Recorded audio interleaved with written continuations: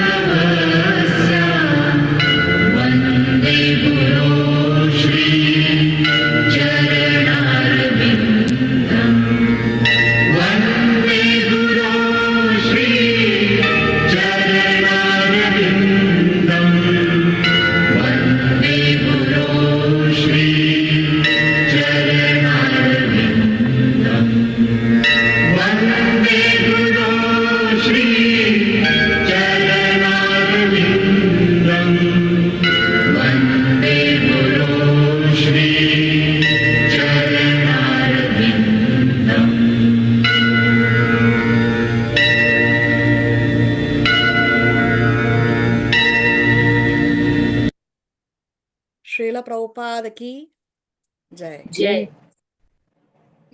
Om Ajnana Timirandasya Jnananjana Shalakaya Chakshurunmilitam Yena Tasmai Shri Gurave Namaha. Nama Om Vishnu Padaya Krishna Prestaya Bhutale Srimate Bhaktivedanta Swamin Iti Namine. Namaste Saraswate Deve Gauravani Pracharine Nirvishesha Shunyavadi Paschatya Deshatarine. He Krishna Karuna Sindhu Dina Bandhu Jagatpate Gopesha Gopika Kanta Radha Kanta Namostute Tapta Kanchana Gaurangi Radhe Vrindavaneshwari Vrishabhanu Sute Devi Pranamami Haripriye Vancha Kalpa Taruvyascha Kripa Sindhu Vyayevacha Patitanam Pavanebhyo Vaishnavebhyo Namo Namaha. Jai Shri Krishna Chaitanya Prabhu Nityananda Shri Advaita Gadadhar Shrivasadi Gaura Bhakta Vrinda. Hare Krishna, Krishna Krishna, Hare Hare, Hare Rama, Rama Rama, Hare Hare. Please repeat after me. Om Namo Bhagavate Vasudevaya. Om Namo Om Bhagavate Vasudevaya. Vasudevaya. Om Namo Bhagavate Vasudevaya. Om Om Namo Namo Bhagavate Bhagavate Vasudevaya. Vasudevaya. Om Namo Bhagavate Vasudevaya. Om Namo Om Bhagavate Bhagavate Vasudevaya. Vasudevaya.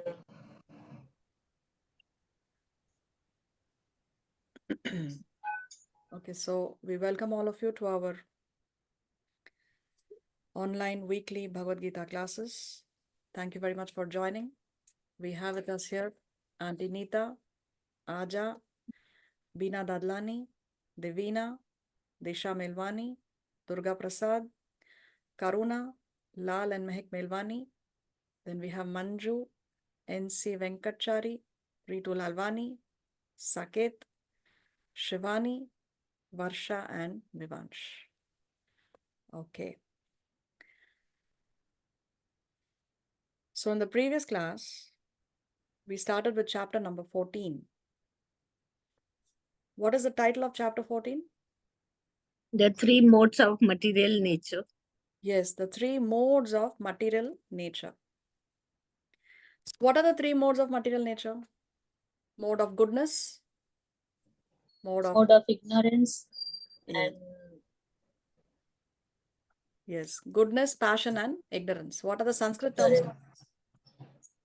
Rajogun, Tamogun, and Sattvagun. Yes, exactly. So this, see, Krishna has dedicated an entire chapter to this particular subject matter. So we discussed how this is very, very important to understand, no, how these modes are binding us. No, it's the binding force. No, they bind us here.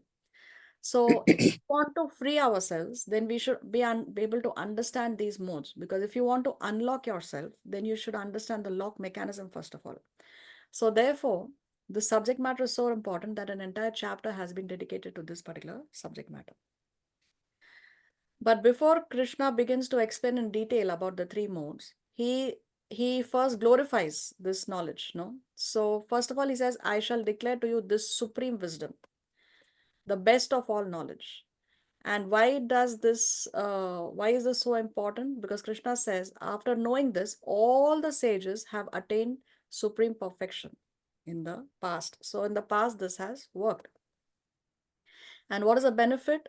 Krishna says one can attain to the transcendental nature like my own. So we can also become, we can shed our physical, material, gross and subtle bodies. And we can also go back to the spiritual realm and reside there eternally in our spiritual forms. So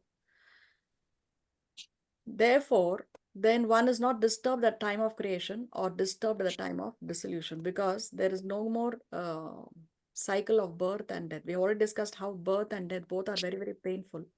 So one is not disturbed during creation or dissolution because there is no more entanglement in the cycle of birth and death. Then Krishna went on to explain how the material substance called Brahman is the source of birth. But then Krishna goes on to say that even that material substance is actually impregnated by Krishna.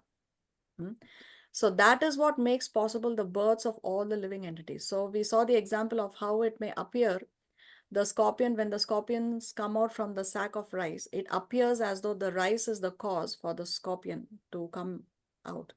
No, but it is actually not the rice. It is that the mother has laid eggs in that sack of rice.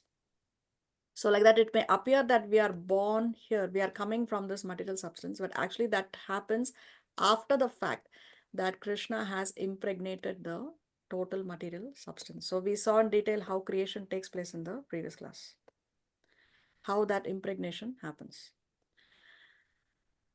So then Krishna goes on to say how he is the seed-giving father. So we are all in existence. Everything that exists, both material and spiritual, is only because of Krishna. Krishna says that he is the seed from which everything has originated, including the Devatas. So Krishna is the seed-giving father of all the living entities. Aham bija pradaha pita, Krishna says. No, he's the seed-giving father. Then here in 5th verse, Krishna brings in the subject matter of the modes of material nature. No, and he says how material nature consists of the three modes: goodness, passion, and ignorance. So from the next verse onwards, which we have to see today, from 6th verse onwards, he's going to explain these three modes in detail. Does anybody have a question before we proceed to today's class? Yeah. Hi, Sana. Hi, Hare Krishna. Eh, I have a question. Uh-huh. Like जैसे जैसे 84 जन्म के बाद, like, we take this Manushya thing. Yes. But my question is, in the beginning, means the first janam that we take, who decides that? Because Okay. obviously, if I'm born as a snake, my essence is to bite. Yes. If I'm born as a cow, my essence is to serve, Yes. right? So automatically in my first janam, I'm doing karma, but according to where I was, what situation I was born in. It could be anything, you see. So how does that be fair for between a snake and a cow, for example? So who decides the first janam? Yeah, so in the Srimad Bhagavatam, there is a statement which says that when we first fall from the spiritual world, no, our first fall into this material world, as you're saying, the first janam, the first birth, is actually we get the body of Lord Brahma. So the first body we get out of all these 84 lakh species, no, 8,400,000 different bodies are there, as you said. So the first birth you get is that of Lord Brahma. And after that, the downfall happens according to what we deserve and what we desire. Now, if in the body of Brahma, so we have all been Brahma at some in our journeys, no, all of us have been Brahma at least once, because that was the first body we received at the time of when we came down first into the material Okay. world. Now, if in Okay. the body of Brahma we have engaged in devotional service, then we can Mhm. get an upgrade and we can go back to the spiritual realm. But if we have not engaged in devotional service and we have other material desires, so according to what desires we have and according to what we deserve, so what we deserve, what decides that? Our own activities. No, we may desire to be the most popular pop star on the planet, maybe. So that's my desire. But I should also have the karmic balance for that. So it depends on two things, what I deserve and what I desire. So based on those two factors, when I was in the body of Brahma, my next body is decided. So from there, I can get an upgrade. I can also go back to the spiritual realm. But then if I do not deserve it and I do not desire it, then I get a downgrade. Then I fall down into the lower species. It may be But plants, isn't, animals, human yeah, beings. but isn't Brahma also free of desires and wishes? Yeah, Because not at the, yes, he becomes a pure devotee, but not at the time of his creation. Not, see, he became Lord Brahma because he had the desire to be the creator. That living entity okay, had the desire to become a creator. Therefore, okay. he got the body of Lord Brahma. If one is completely free from material desires, then there is no reason why Lord Brahma should be in this material world, because then he would be in the spiritual world. Some material desire is there in the heart. So Okay. Brahma, that living entity, desired to be the creator, and therefore he got the body of Lord Brahma. Okay, so in the in the Brahma, you can decide to fall for I don't know, for a spider who does harm, or snake, or how do you, how does it happen that you desire that? I don't get Yeah, it. because desires are something that are there in your heart. No, like somebody may have the see, even see, when we are, even now we may have some desire. Somebody may have the desire that I don't want to, let's say somebody who's having a disease may desire that I want to be, my desire is to be healthy. No, somebody who is now in at the is in his 90s, 90-year-old, so probably that person is desiring youth. Oh, I wish I had a 20-year-old body. No, or somebody may, a child, a teenager may have this desire to be, oh, I want to be like this K-pop singer. No, I want to be this great pop star and I want to become very famous. So desires are born in the heart. It's something that just generates. But if one has a desire and the only desire to serve the Lord, to be united with our Supreme Father, then it's a spiritual desire. So it's not, there's nothing wrong in having spiritual desires, because desires are always going to be there. There's something that one will always desire. But we should differentiate between material desires and spiritual desires. So the second part of my question is that we all born as animals and plants, and then we have acquired this body, or it's not necessary? We could have had spiritual desires and come straight as human beings. No, no. If you have spiritual desires, there is no reason why we will fall down into the material realm. If your desires are Okay. spiritual and you also deserve it because you have behaved in such a way, no. Mm-hmm. See, I may desire. See, let's just clarify these two terms again: deserve and desire. With an example, see, a doctor, he may be qualified. No, he is qualified, but he does not desire to perform an operation. Who's going to force him? On the other side, somebody may have the desire to perform a surgery, but if he does not deserve it because he is not qualified, he has not studied, then he Right. cannot perform the surgery. So two things go hand in hand. Now, if somebody has spiritual desires, no, I may have a spiritual desire to go back home, back to Godhead, but I still continue to engage in sinful activities, then I don't deserve it. So who decides? It's our own activities and our own desires that that determine what body we are going to get. Human body, animal body, plant body, insect body. It's decided according to our activities and according to what we desire. And it is played out by material nature. These are the laws of material nature. So it's not necessary that we all have gone through all the 84 lakh, whatever this, the janam, that it's not necessary, is it?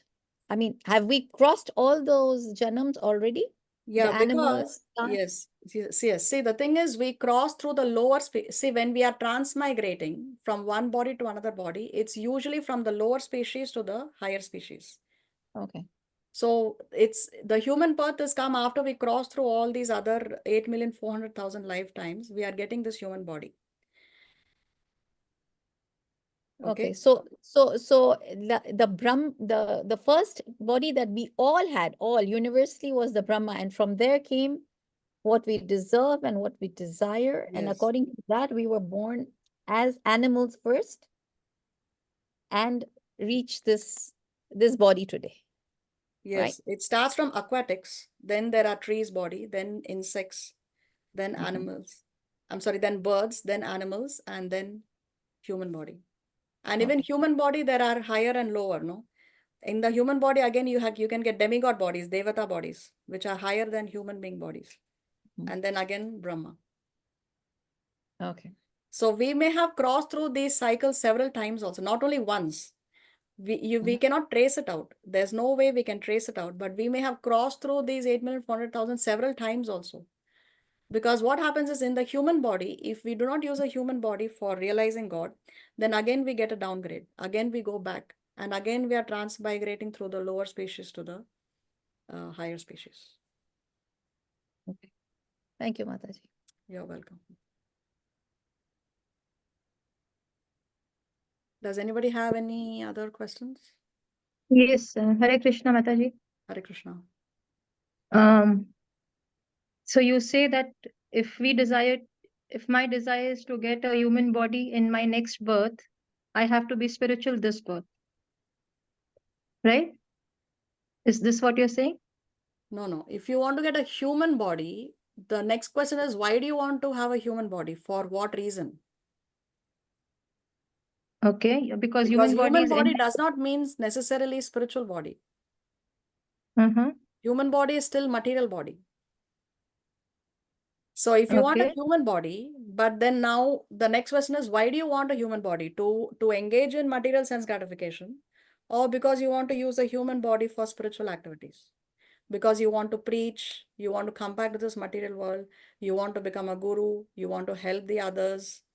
What's the reason that you want a human body? That again will determine whether it's a material desire or a spiritual desire. Okay, so the person who is born as a beggar and who is born as a king, so their post is desire. I mean, not post, but suppose if I'm born as a beggar next birth, or I'm born as a king next birth, that is decided because of my karma, right? Yeah, again, your karma and what you desire, both. I I- understand the part of karma that okay, I did good karma, so I'm born as a beggar or I'm born as a king. But how do I get the human body? You How would said you no. get? What is there? What's how do you get matlab? Like just now, Jolie asked, right? Like you have to pass through so many Yeah. um like 84 lakhs of births to get the human birth. Yes. So when do I get the human birth? When do I desire? Suppose if I'm an animal this birth, if next birth I'm born as a human being. So if I desire this birth to be born as a human being next birth, it's like that. Okay. Because in natural birth, you will not have the spiritual understanding, right? Yes, that's exactly what I was about to say. When we are in the animal species, Mm-hmm. then there is no calculation of what we desire and what we deserve. Then we are just transmigrating. We are going from A to B to C to D, E, F, G, H. Like that. We are just transmigrating, like a mechanical process. Unless there is a freak exceptional case where somebody, like for example, Chaitanya Mahaprabhu had delivered a dog by feeding the dog Mm-hmm. some green coconut. So these are rare cases. Unless you get the mercy of a saintly person, Guru or Krishna or another devotee or a Vaishnava, then you can then that's an exception to the rule. But the general rule is in the animal species, one is just transmigrating from one body to the other. There the animals or the insects are not taking any karmic reaction. There this formula of desire and deserve does not work. That only works in the human species. So Okay. yeah. So there, the first human body you get after transmigrating, that is because you have transmigrated through all the species and you've got the human body after these Okay. millions of bodies. But now So again, in the human being body, now yes, that okay, calculation applies. now you have the understanding to be the material understanding and the spiritual understanding. Then you decide your next births like that. In the human body, yes. In the Yeah. human Okay. body, yes. So in my first human body, depending on my karma and my desire, spiritual or material, my next birth is decided. Exactly, yes, yes. Got it. Thank you. Hare Krishna. You're welcome. Anything else? Hare Krishna, Mataji. Hare Krishna. My question is, Hare Krishna, the next birth that is decided is according to the karma. That is very, very well understood. But the desire would be like, everybody would desire for a good birth and for a good, no one would desire in the negative part of it, no? So how does that clear the point on desire? Okay. So not everyone is intelligent enough to desire right. No, somebody, see, for example, somebody may comment, oh, life of a dog is so wonderful. No, it's so wonderful to be a dog. You're taken care of by a family. You're taken to these parlors. Your food is taken care of. In this human body, I have to struggle to make ends meet. Better I should have been born as a dog. So there are people who comment like that. But they don't know that even in the body of a dog is not necessary that one may be adopted by a wealthy family and be taken care of.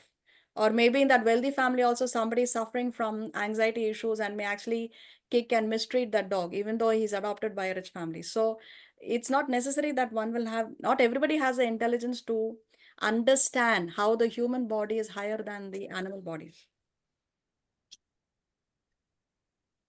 Or that a king is happier than a beggar. Exactly. The grass is always greener on the other Not side. necessary. Not necessary at all. Yes. Isn't it? Yes. Not everybody has that intelligence to see through. No, everybody thinks that some other body is better than this body. I have heard people say that, oh, dog's life is better than a human being's life. But they don't understand that even in the dog's life, there can be so much of suffering. Does that answer your That's clear. question? That's clear enough. Thank you. Thank you. Mataji, Anything else? Yes. why people have, some people die at the age of young age, and why some of them, they die at the very, means, yeah, older age. Yeah, that is Why is that? also karmic. To live a long life also is a blessing because you get more time to perfect your life. No, see, this is one argument that is sometimes brought forward also. If somebody is in coma, should we pull the plugs off or should we let the person live? So Yeah. what decides is if you give the person some more extra time to live and he can be revived, then he's getting some extra time to perfect his life. So to live a long life means you are getting some extra time, no? You're buying some time in order to live a long life. So for that also you have to have karma, no? Good karma means you can get long life.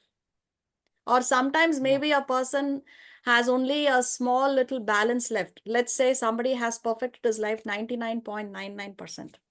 No, only that small slight fraction of balance is left for him to finish up his business and go back to the spiritual world. So maybe that was the only thing that was left. He had to come finish that last remaining fractional portion and then he had to go back home, back to God. Sometimes So even that means, children who die in the womb, the gurus, the spiritual masters also explain that maybe that was the only time that soul had to spend in the material world to finish up the last little bit and go back home, back to God. So it so can be a maybe, combination of both factors. so that means he was a human being in the before age, and now also means, even if he comes for a short period, that means he's in the human age, isn't it? Human being. Oh, yes. If he's in Why the he's coming? womb, if he's in the womb of a human mother, then it's a human Yeah. body. Okay. Coming back to the question that Lavina was asking Thank you. about someone in coma, it's very interesting. I want to ask something. Mhm. Uh, if a family member has already told you that if he or she is in that situation and he would or she would like to be disconnected, all right? So when the family does take the decision of doing it, how does karma work there? I mean, it was the desire of the family member, all right? So if the family does authorize it, I don't know if I'm explaining myself correctly. So how does karma work there, Mataji? Yeah, so see, a devotee thinks that I am not the supreme controller, Krishna is the supreme controller. That's the first bottom line that we have to understand, right? We are not the supreme controllers. Now, if somebody expresses that I would like to be disconnected, then as a devotee, we explain to the person that, okay, you want to be disconnected, but whatever time you have left before you are in coma, no, because right now the person is not coma, then you please use the remaining of your life to perfect your life, so that you are prepared for death. But if the person has been spending a life of sense gratification, then maybe you may want to see the situation. See, there are people who have come out of coma after 20 years, 25 years also. I understand, but the So we don't decision, want to interfere with the law of nature. It's a very, of very course, complex situation. of But course not. this decision should be taken based on time, place, and circumstances. It can vary according to different time, place, and circumstances. There is no uh, one rule. At least for Vaishnavas, at least in the devotee community, this is not something that is done. No, I understand, but I understand. And personally, I would never tell my family to do it. But as a family member, the other family members, it is my duty to respect the decision. So if the family is taking a decision, the karma works with the person who's taking the decision, or you are completing the desire of the person who's asking you to do it. My question is that. Yeah. So I It's would tough. say in this case, it's a shared karma. It's a shared karma because it's a decision by both parties. It's like both of you are partners in that act. You have also used your minute independence to pull the plugs off. You could have gone Okay, and against it, right? yeah, and one more, since we are talking about all this. Sorry, I think we are really running out of time. Just No, no, last no question. problem. How about the donation of organs? Like, is that is it a good thing, or it's according to all the religious thing, it's not a good thing to do? Yeah, so again, if your organs are being donated to a person who is going to live the rest of his life in devotional service, then that is good. But if your organs are going to a person who's going to live the rest of his life in meat eating, intoxication, illicit sex, and gambling, then what is the use of that donation? No, How, but no, how no, come but we'll come to know that? how do we know exactly? How do we know, first of all? And wouldn't that be discriminating? Wouldn't that be not spiritual? Because all human beings are the same. That's what we are told, right? Doesn't matter if he eats meat or all that. Everybody has God himself. So how do you discriminate? No, I want my organs to be given to a person who is vegetarian. That is Okay. that's discriminating, right? Are you being spiritual that way? Yes. So this discrimination is a spiritual discrimination. By refusing to help someone who's going to engage in sinful activities, you are only helping that person. You are not putting that person down, because if the person, now let's say a person is living till 50 years, okay? And so now in that 50 years of lifetime, he has engaged in some sinful activities. Now, because he received your organ, he lives for 20 more years. And in those 20 years, he has performed more sinful activities. Only his miseries have increased, not decreased. So it is your special mercy that you have prevented him from accumulating more bad karma for the next 20 years.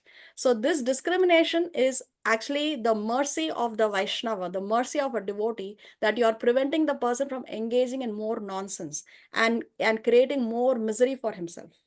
Not because you don't want the person to live. No, the intention of a devotee is different. You want the well-being of the person. Yeah, no, I understand. I understand that. But that means if I do not discriminate, again, it's my karma as well, right? If I'm donating my organs to someone. Yes. Yes. Exactly. Complicated. Very complicated.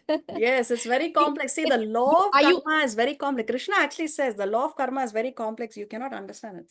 So, okay? And so that will be that uh, I have to choose whether I want to be a better human being or do I want to be a better spiritual person? so what is Sort the of. definition of being a good human being? If being a good human being is helping the poor, giving some, I mean, if you're engaging in social service, you may define that as being a good human being, but that is not good enough neither for you nor for the other party who's receiving your social service benefits to go back home, back to God. That is not the goal of life. The goal of life is to engage in those activities which will help you develop love of God. That is the highest uh, service that you can do for yourself as well as for the others.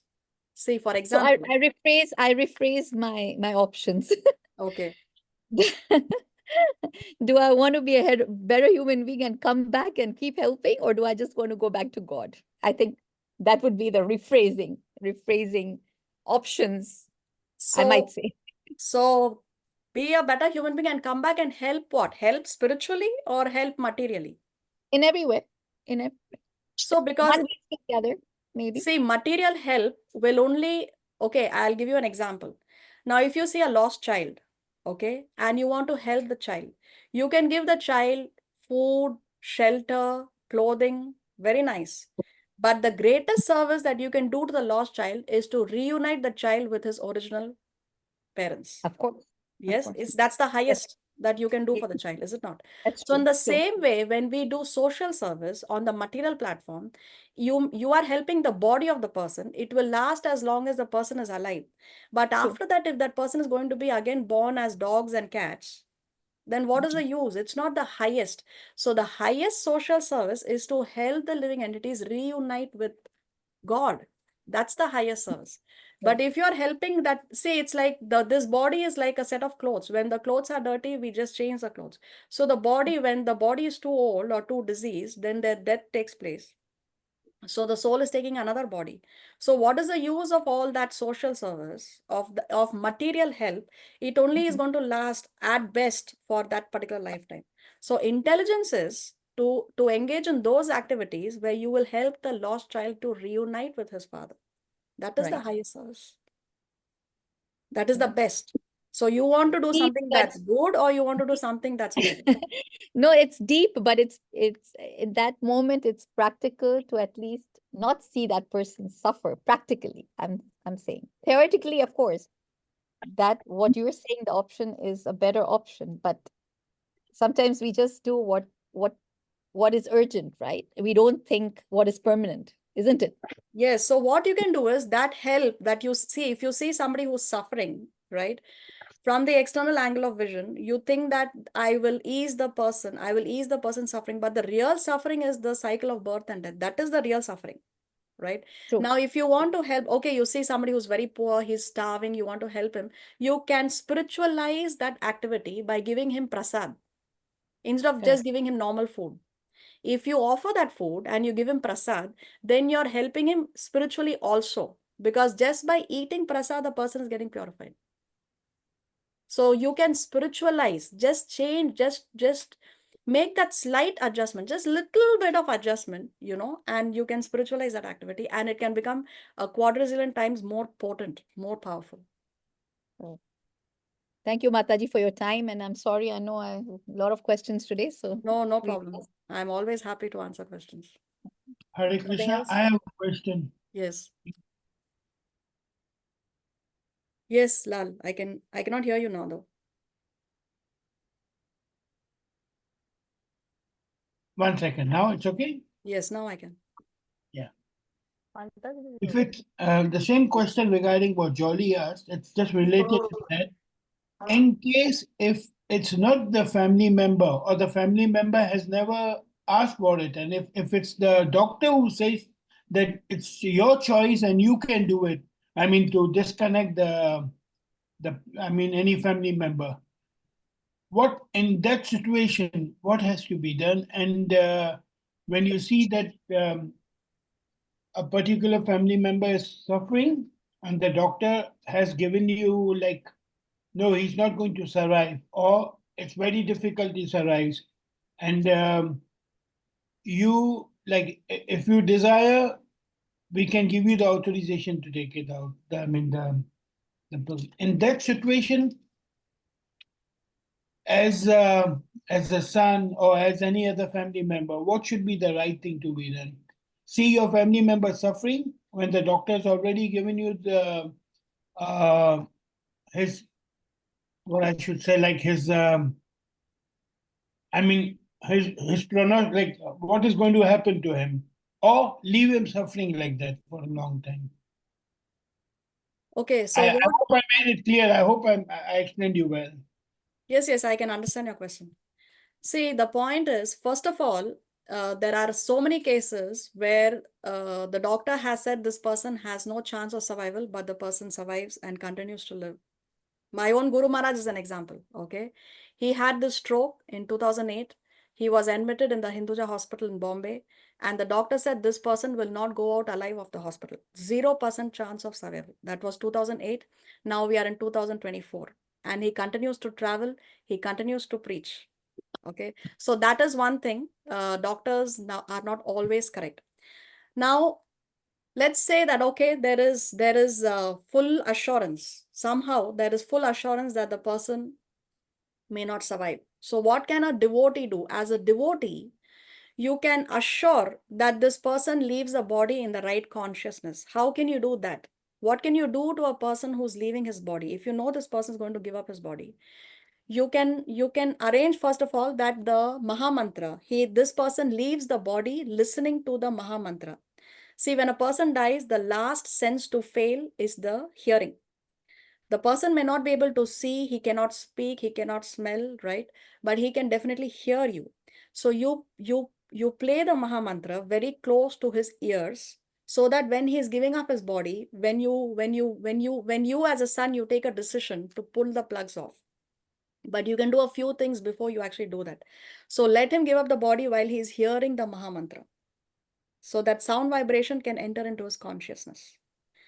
2, you can have garlands or Mahaprasad of the temple, because the deities have garlands, no? So the garlands of the deities, that is Mahaprasad, you can put those deity garlands on him, so that when he's giving up his body, he's giving up the body with the deity Mahaprasad garlands touching his body. Tulsi neck beads, very, very important. Okay. There is a book called Pancharata Pradipa, which is the law book for deity worship, and ISKCON uses that book. Okay, so in that book it is written that anybody who gives up his body with tulsi neck beads around his neck, the Yamadutas go far away from that person. They run away from that person. So these are a few things. And put tilak, Vaishnava tilak, because Vaishnava tilak identifies a person as a devotee of the Lord. See, the devotees, they always, every day, for a devotee, they never take the tulsi beads off for this reason, because death can strike at any time. We may not be in that position where the doctor says, okay, this is, it can happen within 1 second, one is gone, no?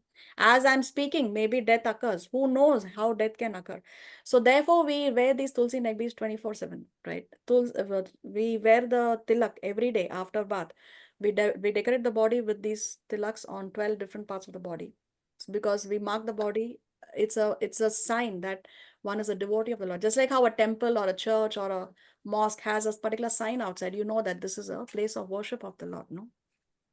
So you can do Similarly, these few things. Apply the tilak, have the tulsi neck beads around the person, use the maha garlands, use this thing, and devotees can go there, sing some kirtan, so that the person at the time, the moment when he is giving up his body, he can give up the body in the right consciousness. That much at least one should do as a son or as a loved one for your family member.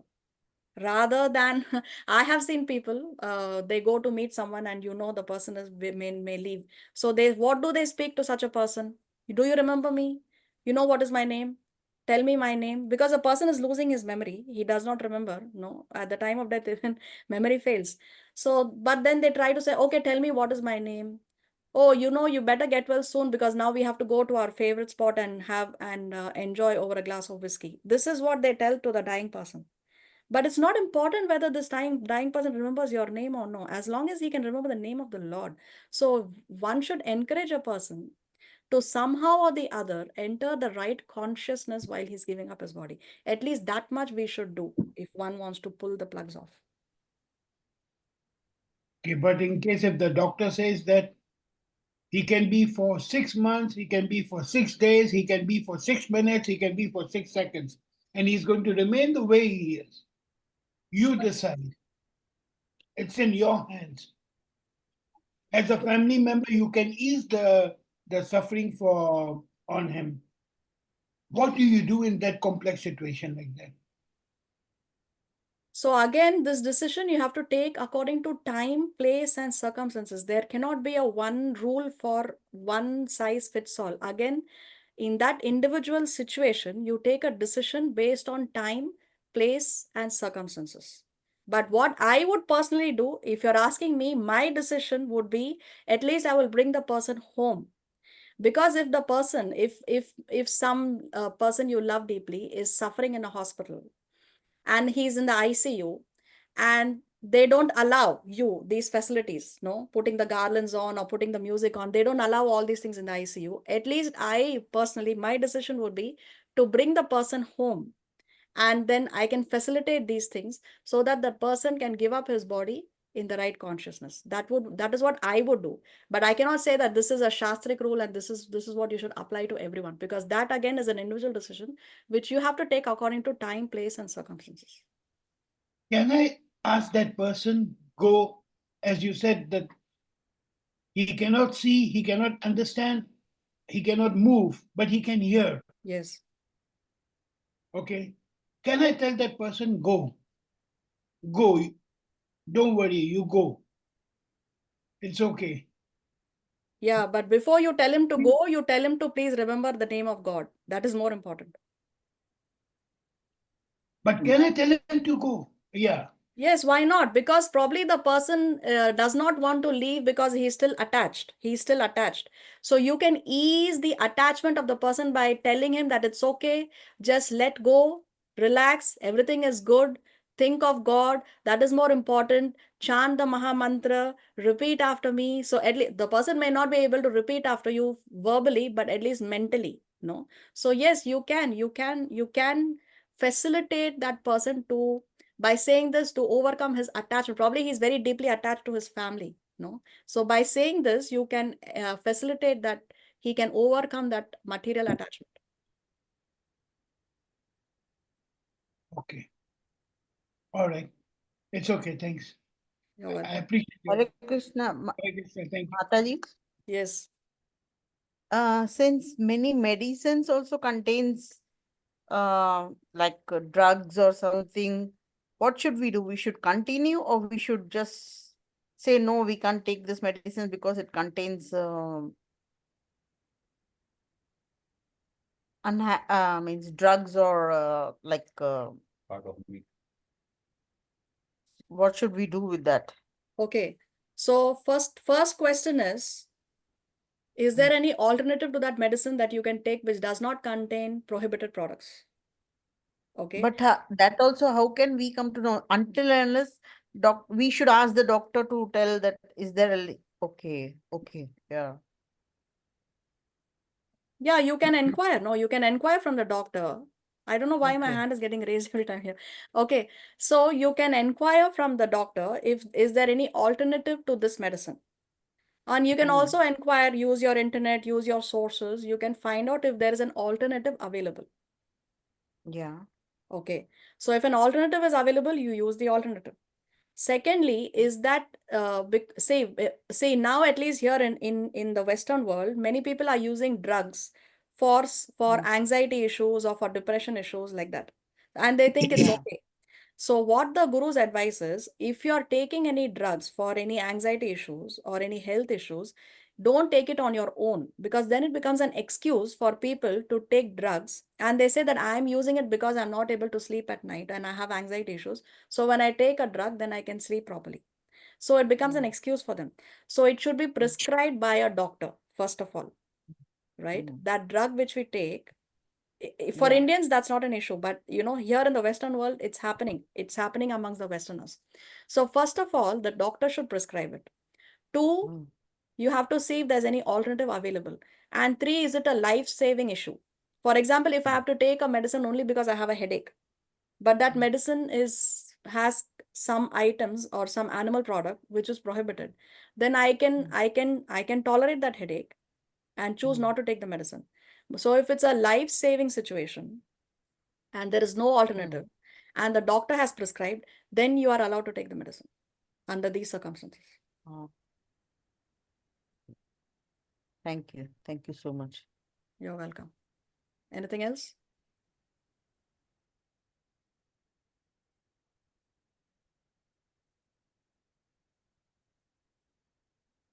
Okay, there is a question in the chat. Durga Prasad asked, in the spiritual world, everyone is pure, but that independent enjoyment mentality, how it will arise? What could be the reason for that? So the reason is simply this, that we all have minute independence at all points of time. That minute independence we always have, right? That's that little independence we always have, that Krishna never takes away from us, neither in the material nor in the spiritual world. And because we have that minute independence, yes, that mentality can arise because of that minute independence, although there is full purity. The moment that thought the moment that thought also comes to our mind, immediately we fall down, because there is no such place for such things in the spiritual world. Okay. And why Krishna gives us that minute independence is because our relationship with God is based on love. He can take away that minute independence from us, but then we will only become robots. Like, it's like placing a gun on our head and say, tell me you love me. We may say I love you because we are at gunpoint, but we don't really love that person. So when we really love the person, then it comes from the heart. So therefore Krishna gives us that minute independence, and that is always there with us. Okay, Shri Radhe Hari, you have your hand raised. Yeah, I have the same question, like that minute independence that we all have. Even the pure devotees have that minute independence. They never fall down because they are called pure devotee. We fall down because we are called conditioned souls. But after we purify ourselves, become pure devotee, go back to Godhead, we still have that minute independence. Then how we become pure devotees and then again we fall down? Because as I said again, we still have that minute independence that never goes away from us. It is So you're always saying there. even though we become pure devotees, even then there's a chance of falling because of that my new independence. The chance is always there. That chance of falling down is always going to be there. Even if we pray to Krishna that can you remove that? So if you're praying to Krishna, you have that strong desire, then why will you fall down? You will not fall down, but that chance, I'm saying, that chance is always going to be there. He will never take that chance or that minute independence away from you. But you will not fall down if you hold on tightly to the lotus feet of Guru and Krishna. That fall down will not happen. But that But then chance, that possibility is always going to be there. okay, then the two gates of Vishnuji also hold on to his guru and Krishna and his instruction. Even then they fell down when the four Kumaras approached. Yeah, because they committed the offense of offending the Vaishnavas, no? The four But they Kumaras, are they in the committed that spiritual offense. land. They're in the spiritual land, so their mind is controlled by Vishnu himself, na? As Or I no? said, even the gatekeepers have that minute independence. And using that minute independence, they offended those 4 Kumaras, the pure devotees. But in Bhagavad Gita, it says that our mind is controlled by God once we are purified. So there's no chance of falling down, no? The chance of falling down always exists at all time, at all places, at all circumstances, because we This is- always have that minute independence. Okay. That possibility is always there. Okay. Thank you. You're welcome. Okay. Gayatri writes, both Jivatma and Paramatma is in the heart of a human. Are they in different positions or together? Because both are same in quality and different in quantity. If they are together, then would both be considered one. So they are together in the heart. So they are considered one in quality, but they are never considered one in quantity. So that difference in quantity is always there, because we are spirit souls, we are Atma, but he is Param Atma. So the difference between Atma and Paramatma, we are minute and he is complete whole. So that difference in quantity will always be there. Like the difference in the drop of water from the ocean and the water in the ocean. So in quality, we are the same. We are considered one, but in quantity, we are always going to be different. Okay, Vrinda Gopika Mataji has her hand raised. Hare Krishna Mataji, Koti Koti Dandvat Pranam. Hare Krishna. There is one question by one respected Prabhuji. Can I add my experience for 2 minutes? Yes, Mataji, please. Mataji, my mama is 84 years old and उनको 8 बार वो गिर गए थे. तो फिर हम last time वो जब बाथरूम में गिरे, we have to I will complete in 2 minutes. We take it hospital. तो उन्होंने बोला कि मम्मा का जो ब्रेन है वो only 10% is working and sometimes 6% is working. So that उनको हॉस्पिस में रखना चाहिए. पर हम इमोशनली इतने जॉइंट होते हैं, I am not agree to keep her in a hospice. And then I talk with my senior devotees, Jyadi Gadara Prabhu and senior brahmachari. They said, no, you have to go for hospice. इसमें 2 चीज होती है, आप hospital में रख सकते हैं and you have to take care at home. I said, no, I will take care at home because घर में हम माँ को अच्छी तरह से जूस सूप सब फ्रेश करके दे सकते हैं. और सबसे बड़ी बात है, भक्ति 8-10 घंटा दे सकते हैं. भगवान का हरे कृष्णा महामंत्र, और अगर इफ सी स्वामीनारायण देन वो मंत्र महामंत्र चालू रख सकते हैं, उनकी गुरुदेव की वाणी चालू रख सकते हैं. पर वो चीज हम हॉस्पिटल में नहीं कर सकते. तो sometimes mata ji, there is a hospital in Shridham Vrindavan Dham hospice care department. पूरी हॉस्पिटल है 3 फ्लोर की, start by H Radhanath Maharaj and H Giriraj Maharaj. जो लास्ट स्टेज पे होते हैं वो डिसीजन लेते हैं, patient now I don't want to stay in this material world. तो वो सब मेडिसिन निकाल, उनको मेडिसिन नहीं दी जाती, पर उनको प्रसादम दिया जाता है. मंगला आरती से लेके अष्टप्रहर की सब आरती, एंड उनके सामने स्पिरिचुअल गाइड डिपार्टमेंट में से एवरी 2 आवर्स और 3 आवर्स वो श्री भागवतगम पढ़ते हैं. तो ऐसे वो भगवान के धीमे. और वो दूसरा था कि माता जी, माँ हमसे बहुत अटैच है और हम माँ से बहुत अटैच है. तो हम उससे ऐसे नहीं करते, गो ऐसा नहीं कर सकते, पर हम उसको बता सकते हैं कि मन से कि माँ ये मटेरियल अटैचमेंट छोड़ो और स्पिरिचुअल धाम में, श्री गौलोक वृंदावन धाम में भगवान सेवा के लिए बैठे हैं, तो आपको वहां जाना है, तो ये अटैचमेंट छोड़ो. जब हम ये भाव से मन से बोलेंगे, क्योंकि वाणी से तो बोल नहीं सकते, वो डिप्रेस हो जाएंगे, क्योंकि इंद्रिय जो है वो लास्ट मोमेंट तक चालू रहती है. तो जितना हो सके इतना उनको कृष्ण कथा कृष्ण कथा कृष्ण कथा घर में सुनाना है.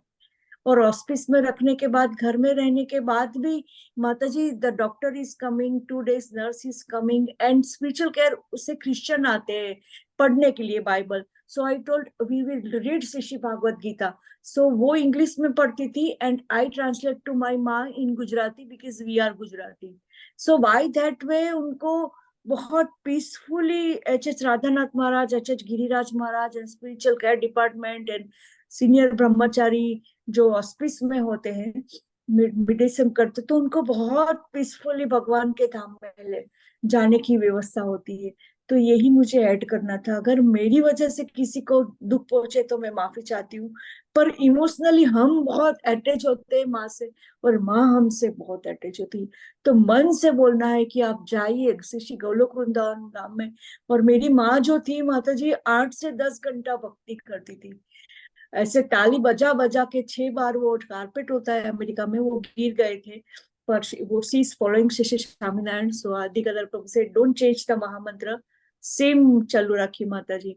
तो वो पूरा मतलब लास्ट मोमेंट तक भगवान का नाम देते देते एकादशी के दिन सुबह 6 बजे भगवान के धाम में गए। कोटि कोटि दंडवत प्रणाम। मेरा इंटेंशन किसी को हर्ट नहीं करना था, पर हमें बहुत ही लास्ट मोमेंट पे पूरा फैमिली, मेरे हस्बैंड तो हनुमान जी की भक्ति करते, इतना भगवान में बहुत भोले भाले, वो प्रैक्टिकल कर्मी करते हैं पर भगवान में नहीं मानते, तो वो भी वो आईपैड में भगवान की कथाएं रख देते थे। दृष्टि शिवानी जॉब से आते, तो हमें उनको बहुत ही पीसफुली भगवान के धाम में घर में ही जाने दे।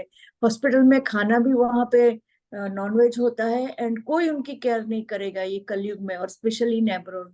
प्लीज फॉरगिव मी, मेरी वजह से किसी को हर्ट हुआ है तो मैं सच्चे हृदय से माफी चाहती हूँ। कोटि कोटि धन्यवाद प्रणाम माता जी। श्रील प्रभुपाद जी, गुरुदेव की जय, गोपीनाथ की जय। एंड यस, जय पताका महाराज को हमने देखा है माता जी, उनकी भक्ति वेदांत हॉस्पिटल में हम केयर कर रहे थे। तो जो डॉक्टर किशोरी, डॉक्टर द्वारकाधीश प्रभु जी समझ नहीं पाते थे कि वो क्या Gujarati, we all are Gujarati. And पता नहीं कहाँ से मुझे समझ में आया कि महाराज बोल रहे हैं कि मुझे वैष्णव की सेवा के लिए अभी भी मुझे मेरे भक्त के लिए 8-10 साल रहना है। तो श्री प्रभुपाद की मर्जी से ही नया जीवन मिला है। तो वो मैं देख रही हूँ पिछले 14 ईयर्स से उनसे बैठा नहीं जाता है, खड़े नहीं हो पाता है, पर वो ऑल ओवर वर्ल्ड में प्रीचिंग करते हैं, और उनकी वाणी वर्ड टू वर्ड सबको समझ में आती है, और लाखों करोड़ों मिलियन लोग उनको फॉलो करते हैं आज भी। अनंत कोटि दंडवत प्रणाम टू एच जय पताका महाराज। थैंक यू माता जी, कोटि कोटि दंडवत प्रणाम। Thank you, Mataji. Thank you so much. Hare Krishna. Okay. Anything else? Okay, who can read today?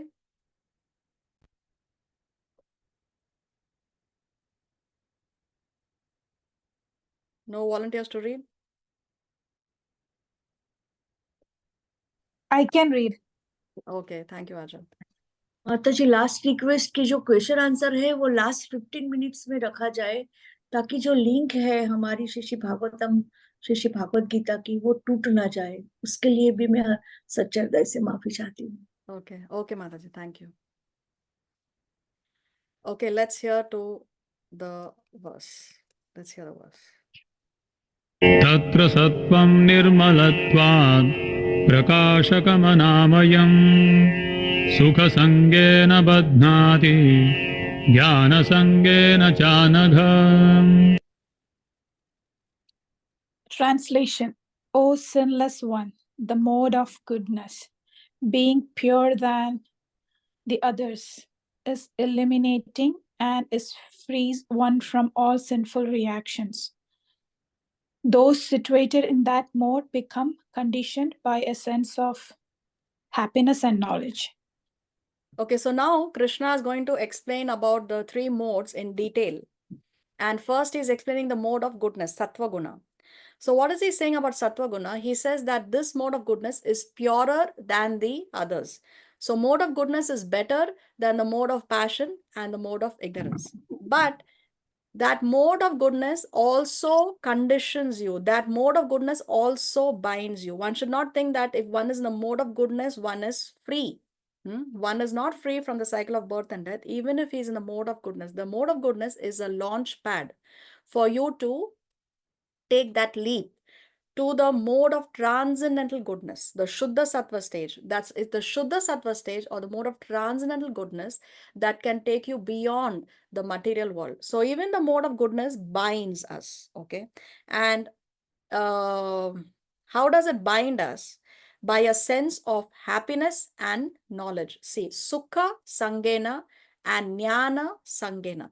Because of Sukha and Jnana, because of happiness and knowledge, this mode of goodness can bind us. Now, what happens is, a person who's in the mode of goodness is has knowledge, no? He has material knowledge.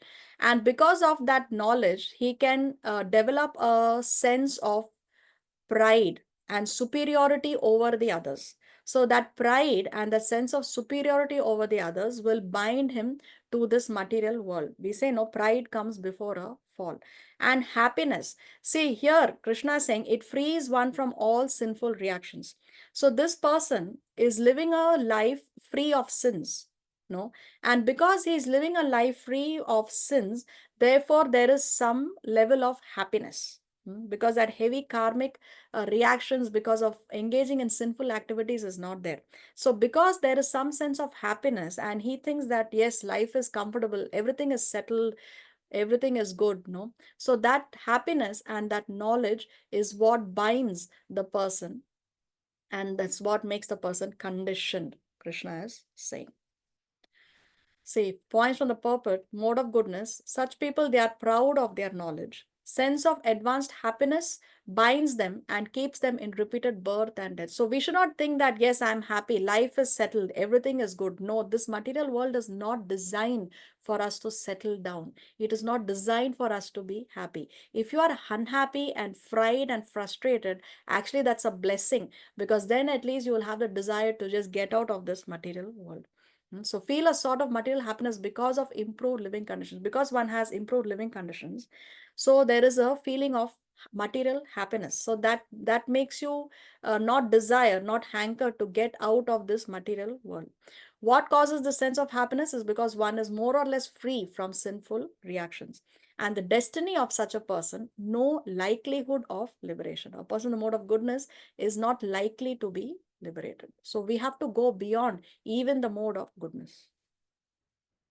See, let's take an example of a family who is living in the mode of goodness. Okay, so there is this family, husband and wife, they are very loyal and faithful to each other. They have 2 children. They have a nice, decent home by the countryside. They live more in the lap of nature. Right, they have a farm and they take care of the family cow. They spend most of their time in gardening. The husband is qualified, educated, he's a doctor, and he lives his livelihood by honest means. He's here refusing to accept money for engaging in some shady activities, no? So he's living his life honestly, and they have a healthy lifestyle. They decided long back that non-veg is not healthy and it's not morally correct. So therefore, they have taken a decision to eat only vegetarian food. Engaging in meat eating, smoking, drinking, or drugs or intoxication is out of the question for this family. And the father has a library in the house, and most of the time he spends reading and gaining knowledge from his books from his home library. And they also visit the temple. They are very grateful to the Lord for having given them food, shelter, and clothing. So they are genuinely grateful to the Lord. They visit the temple. They are religious people. So this is an example of a family in the mode of goodness. So what's the problem here? There is no spiritual knowledge.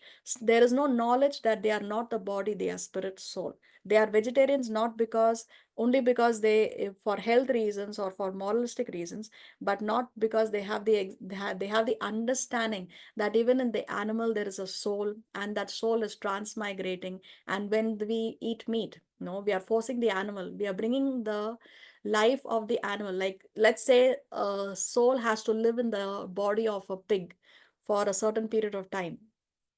But by eating the flesh, we have caused the demand in the market, and that pig was slaughtered before time. So then that soul has to again take birth again and come back and live the life of a pig so that he can complete the remaining period. No, that is a spiritual understanding. So that spiritual understanding is lacking in this family, which is in the mode of goodness. Now Krishna talks about the mode of passion. रजो रागात्मकं विद्धि तृष्णासङ्गसमुद्भवम् तन्निबध्नाति कौन्तेय कर्मसङ्गेन देहिनम्. Translation: the mode of passion is born of unlimited desires and longings, O son of Kunti, and because of this, the embodied living entity is bound to material fruitive actions. So mode of passion is born of unlimited desires and longings. See, Krishna uses the word Trishna Sangha. Trishna Sangha. There is Trishna. There is hankering. There is hankering of fulfilling my unlimited desires and longings. No. So mode of passion means there is unlimited desire and longings that never come to an end. And because of those unlimited desires and longings, one is bound by karma sangena, bound to material fruitive actions. Because I want to work more and more so that I can get the fruits of my hard labor and I can try and fulfill my unlimited desires and longings. So that is the mode of passion. So how does a mode of passion bind us? Krishna Sangha and Karma Sangena. An example of a family in the mode of passion.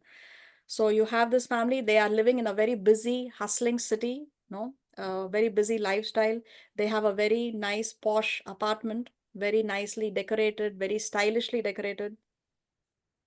So their mornings are like this. The husband is getting late to work. He has to rush. So breakfast is all rush, rush, rush. There is no time for conversation. Sometimes he's eating and drinking on the way to his work. Or children are eating and drinking on the way to the school. Okay. And here in this part of the world, we have seen how women, when they are driving to work, they at the signals, they at the signals, they halt and they are applying makeup on their faces in the morning, right, in the cars and during the signal. So everything is a rush time for this family in the mode of passion. So in the office, there is a lot of hard work, and this person in the office is going crazy. He's going nuts. He's not able to take the pressure of so much of hard work. But still, he continues to work hard because he knows that if I work more hard and more hard and more hard, then I will get more income and I will be able to purchase more things in order to in order to fulfill my desires and my longings. No, and sometimes he even engages in shady activities, something that can be questioned in order that he can get some extra income.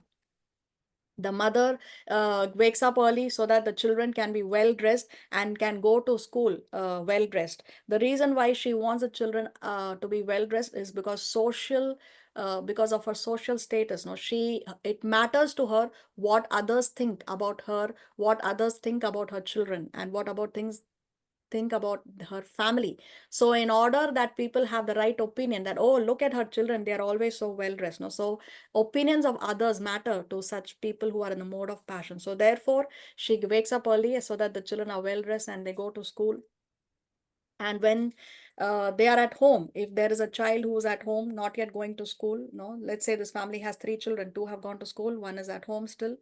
Most of the time in the home is spent by watching television, or they go to the park where there is time for where the elders engage in conversation. There is some social desires that are fulfilled there, or there is a meetup with friends in the restaurants. There is some gossip going on over there. Or she may go to the parlor and she spends time in the beauty parlor, in the salon, and then she goes for shopping with her little kiddo, a shopping that never seems to end. Now, okay, the day has gone in all these hustling, bustling activities, but then at night, yes, night is a time when the man comes back from work, the woman is in the room, but both of them are not able to sleep. They are not able to sleep because there is so much anxiety. The mind is so agitated that they are just not able to sleep. So then they are depressed. Sometimes they are fighting, quarreling over trivial matters.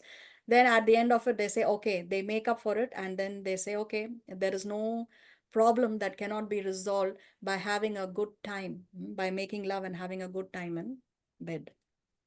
And then they go every week they visit the temple, visit the church. But it is also a part of their social lifestyle. No, it's an occasion where you can go and meet others. So even their visit to the church or visit to their temple weekly is only because they want to be a part of that social circle. So this is the mode of passion. Hankering for material enjoyment and sense gratification. Wants honor in society, nation, etc. Wants happy family with wife, house, children, etc. To construct a residence for sense gratification. One works hard for a palatial house as if it is eternal. He is thus bound by the fruits of work. The destiny of such people, no chance of liberation. So Srila Prabhupada writes, the whole material world is more or less in the mode of passion. Modern civilization is considered to be advanced in the standard of the mode of passion. Formerly, the advanced condition was considered to be the mode of goodness. Actually, if you see a family like this, so one thinks that yes, this person is very, very advanced because the children are so well dressed, the husband is hardworking, the wife is in the social elite circles, no, spending time shopping in the parlor and her parties. But so more or less, the human population now is in the mode of passion and is considered to be high class. But previously, if one is in the mode of goodness, that was an advanced condition. Now let's see what Krishna has to say about the mode of ignorance. तमस्त्वज्ञानजं विद्धि मोहनं सर्वदेहिनां प्रमादालस्य निद्राभिः तन्निबध्नाति Bharat.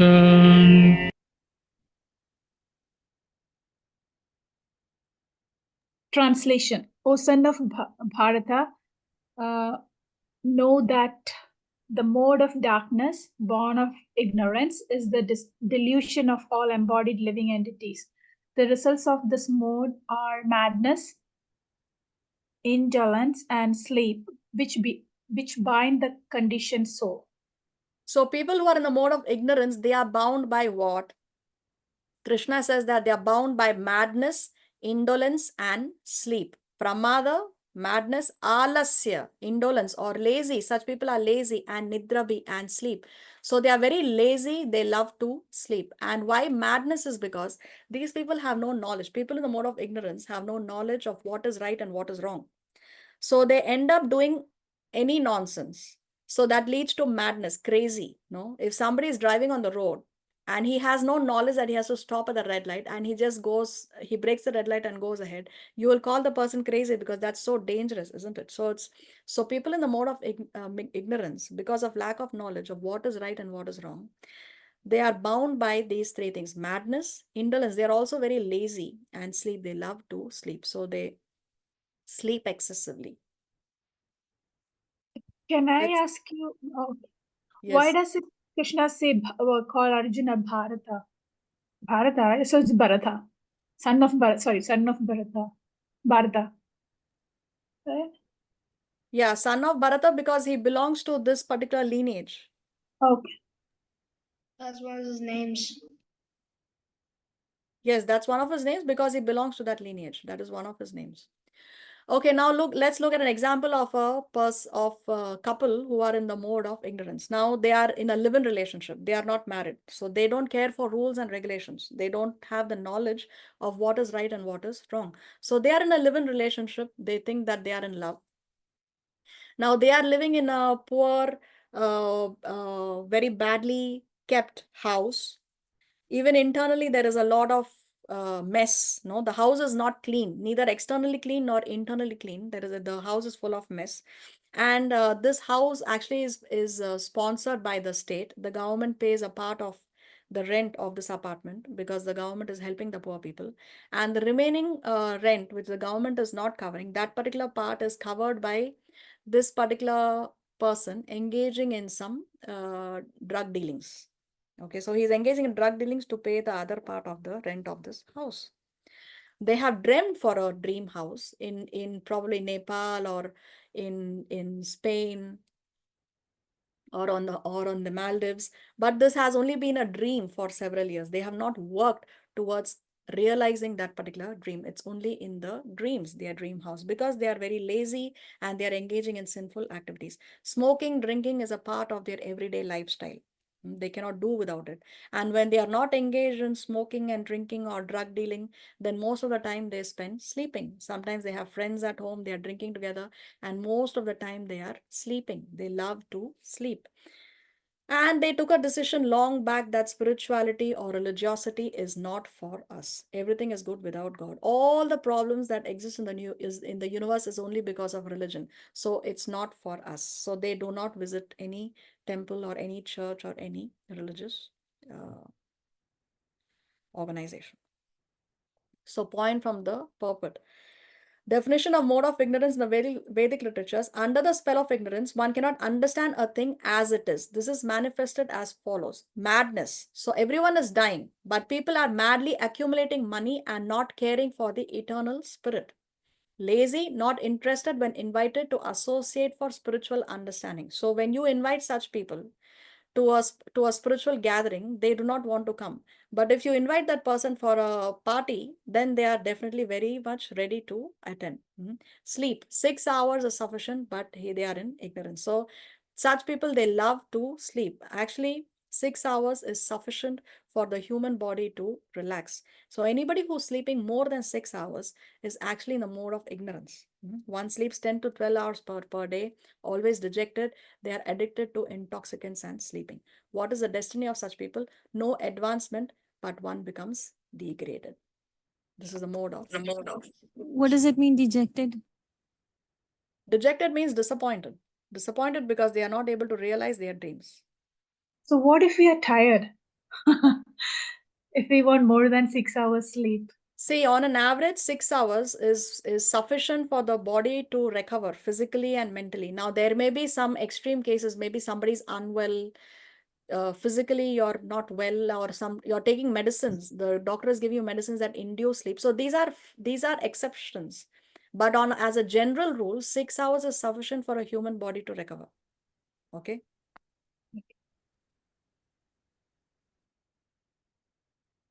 Does that answer your question, Aja? Yeah, some days, even if you're not sick, but some days you're tired, right? You feel sleepy, so you should engage in something to keep you awake. What should we do? Yeah, so that depends why you're feeling tired. Do you have a health condition? Probably you're lacking iron. Probably something is wrong in your body. If something is not wrong in your body and you have a healthy body, and if you're feeling Oh, maybe okay, so one day just you're for tired pleasure, because if you are overworked, but it should not be a daily thing. If it's happening very regularly, then something is wrong somewhere. You need to check on that. Okay, so you mean that if you sleep for pleasure, then that is what it considered, right? Considered for Yes, as a general rule, sin. 6 Okay. hours is sufficient. Yes. If it's happening too often that you're sleeping for too many hours, then there is something wrong. If you're not in the mode of ignorance, and if you think that you're in the mode of goodness, and still you're sleeping for long hours, then you have a check on something is wrong somewhere, definitely. Okay. Otherwise, if nothing is wrong and still a person is every day sleeping for so many hours, then the person is in the mode of ignorance. सत्त्वं सुखे संजयति रजः कर्मणि भारत ज्ञानमावृत्य तु तमः प्रमादे संजयत्युत.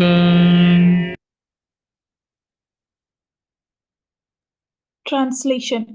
O son of Bharata, the mode of goodness conditions one to happiness, passion conditions one to fruitive action, and ignorance, covering one's knowledge, binds one to madness. So this verse is only a summary of what Krishna has spoken in the previous 3 verses. The mode of goodness binds one by happiness, passion binds one by fruitive action, ignorance binds one by covering one's knowledge. So madness. So this is only a summary of what Krishna has explained in the previous 3 verses. Okay, so now we'll go to the next section. Let's see what Krishna has to say next about the modes of material nature. रजस्तमश्चाभिभूय सत्त्वं भवति भारत रजः सत्त्वं तमश्चैव तमः सत्त्वं रजस्तथा.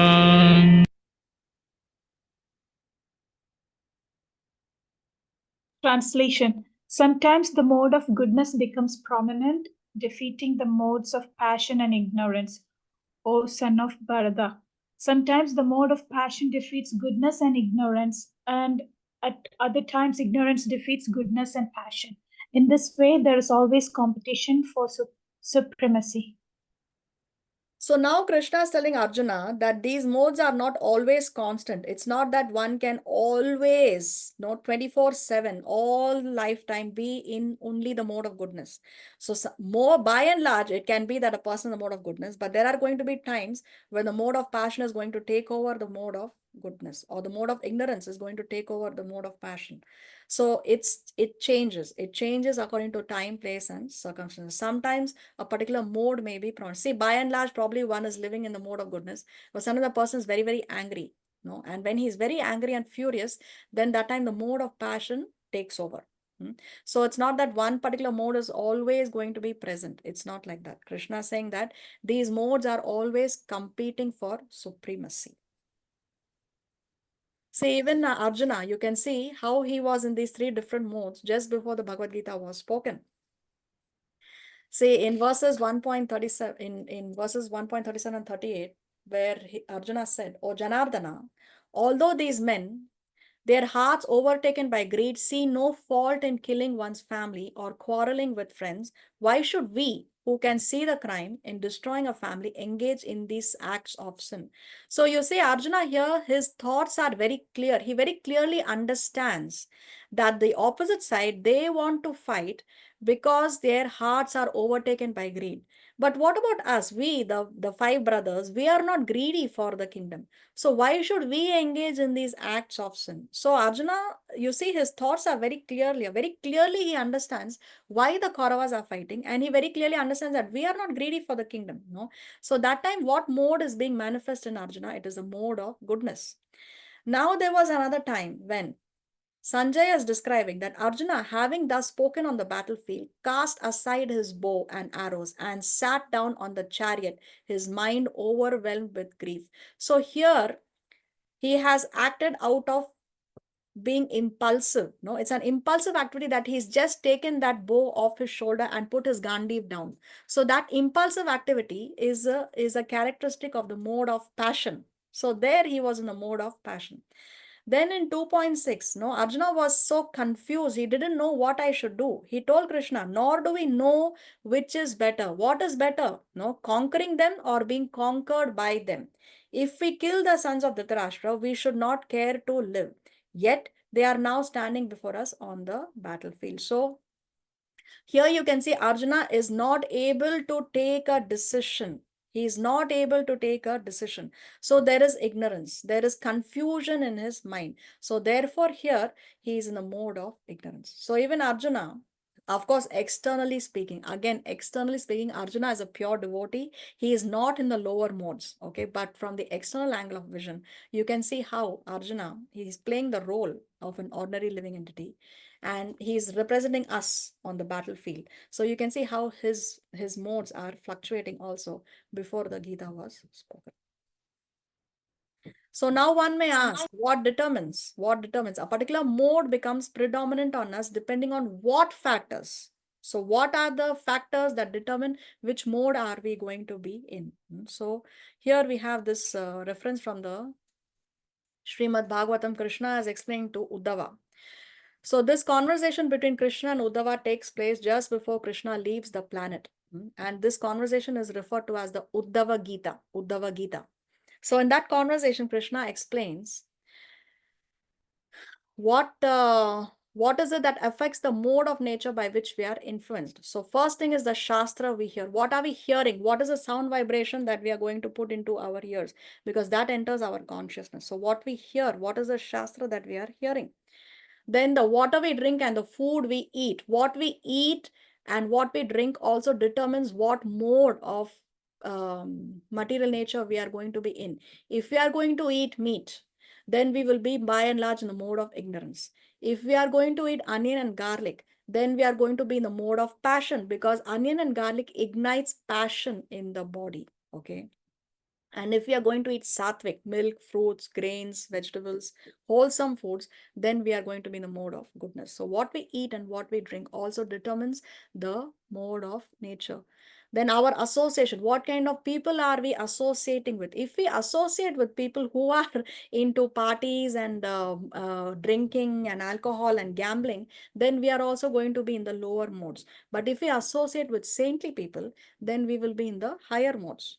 Desa, where we live and how it is influenced by the different modes. So where we live also, if we are living very close to a casino and or a very close to a alcohol shop or something like that, or in a country which is full of people in the mode of passion, then that also determines the material mode of uh, the mode in which we are going to be. But it doesn't matter if we live in a hustling, bustling city also because of circumstances, but we can make our homes also like a temple by our practices. Then Kala, the time of the day. So there are different times of the day which are in the different modes.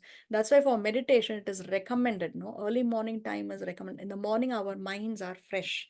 Then later after 10 a.m., it's the mode of passion that becomes more prominent, because that is the time when everybody is going to work, everybody is raring to go. No, children are going to school. Everybody, you saw that rush hour, how the husband is or the students or the husband they are eating their breakfast on the way. So the time of the day, and night time is of course again in the mode of ignorance. So the time of the day also determines. Then our activities, what kind of activities are we engaging in? Our conditioning from birth, how were we brought up? What was instilled? What kind of education we were given as we were growing up? Our thoughts, what is it that we are thinking? Are we thinking that this person has hurt me?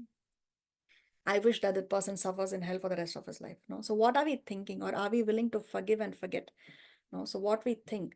Mantras, what we chant, very, very important. See, man means mind and tra means to liberate.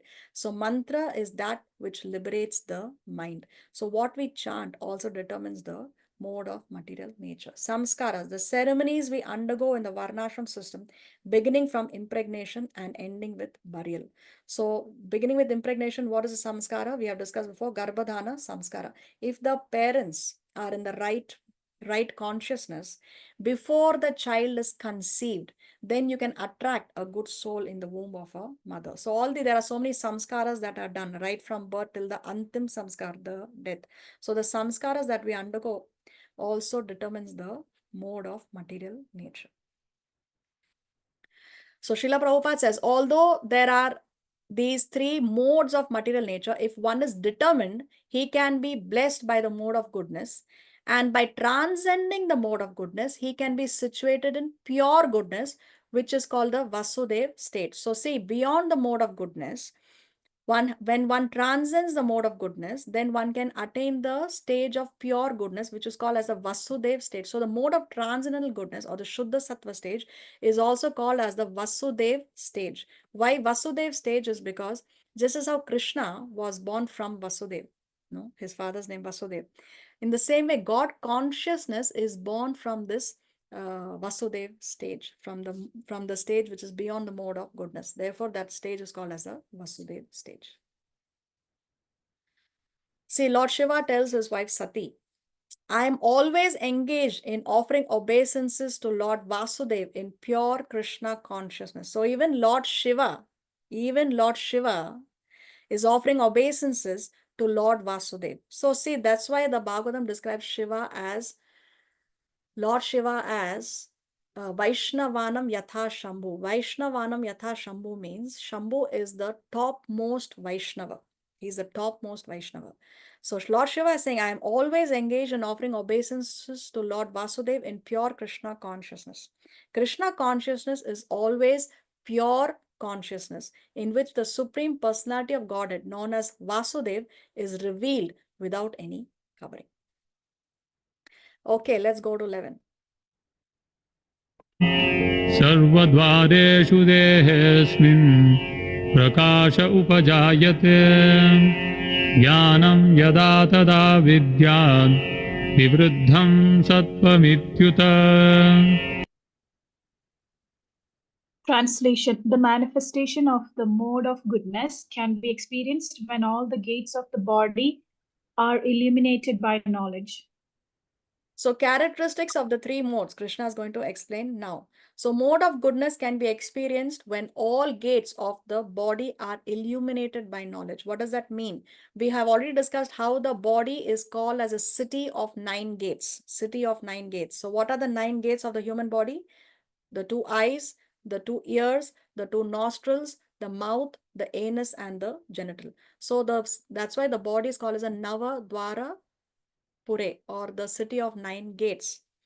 Now, what is happening here? All the gates of the body are illuminated by knowledge. What does that mean, illuminated by knowledge? Which means he can see right, he sees the right things, he can hear right, he eats right, and he is purified inside out. No, he's purified inside out. So that's what Krishna means by saying that this mode of goodness can be experienced when all the gates of the body are illuminated by knowledge. 12. लोभः प्रवृत्तिरारम्भः कर्मणामशमः स्पृहा रजस्येतानि जायन्ते विवृद्धे भरतर्षभ.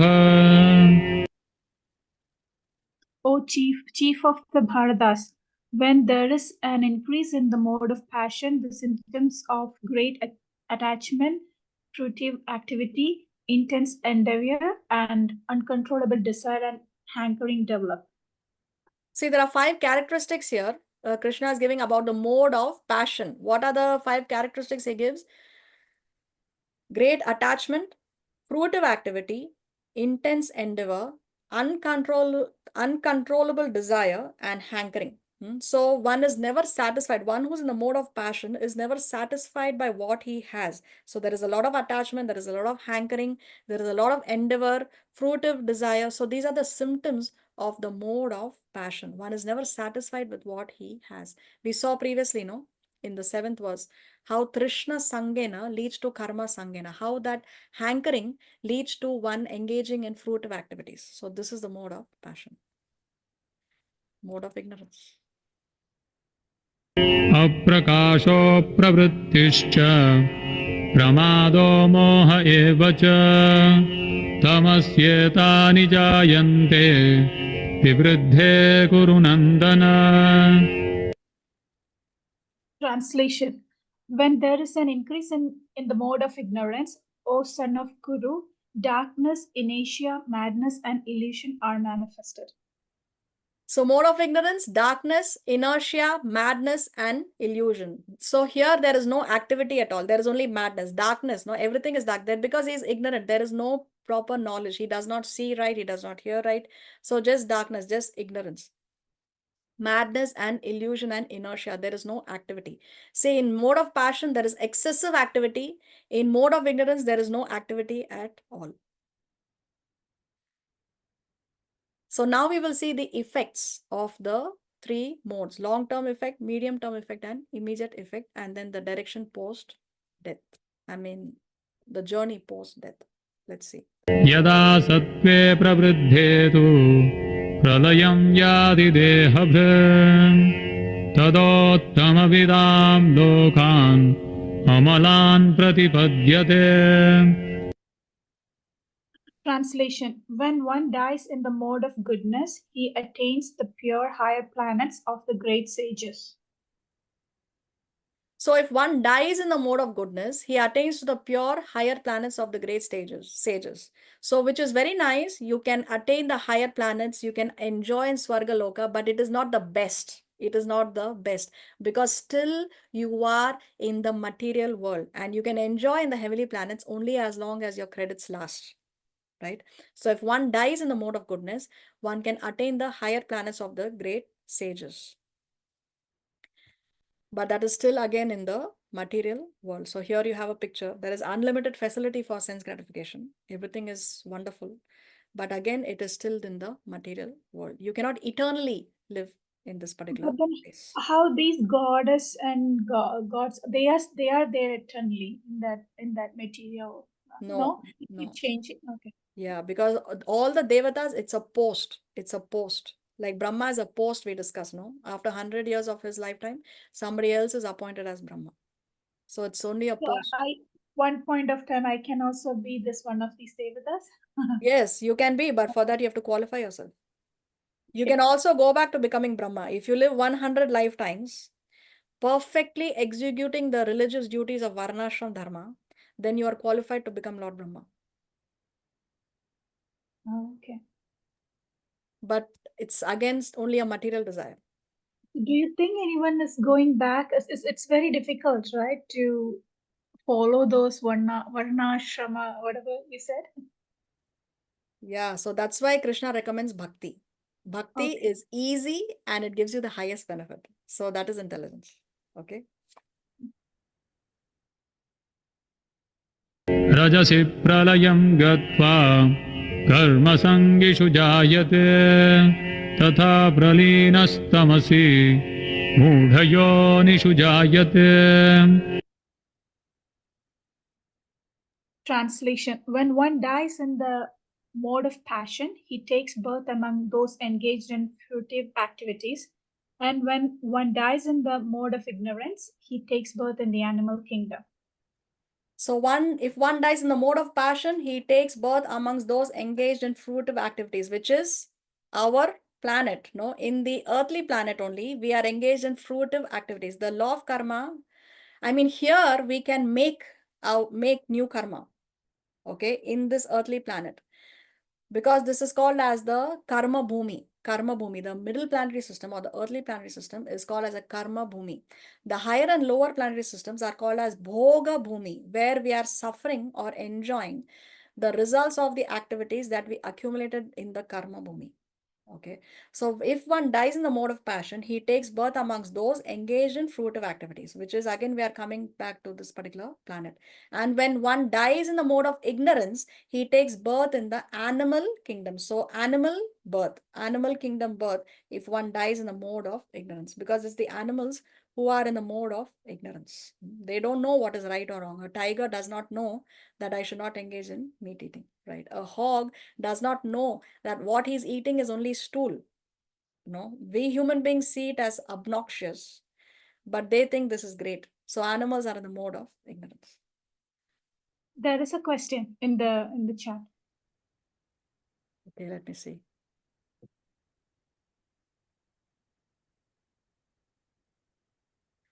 What is the mode do people who want to hurt the others are in? If people are hurting others, then it's the mode of passion, because that has to do with anger and resentment. So anger is in the mode of passion. When does it become the mode of ignorance if they're hurting?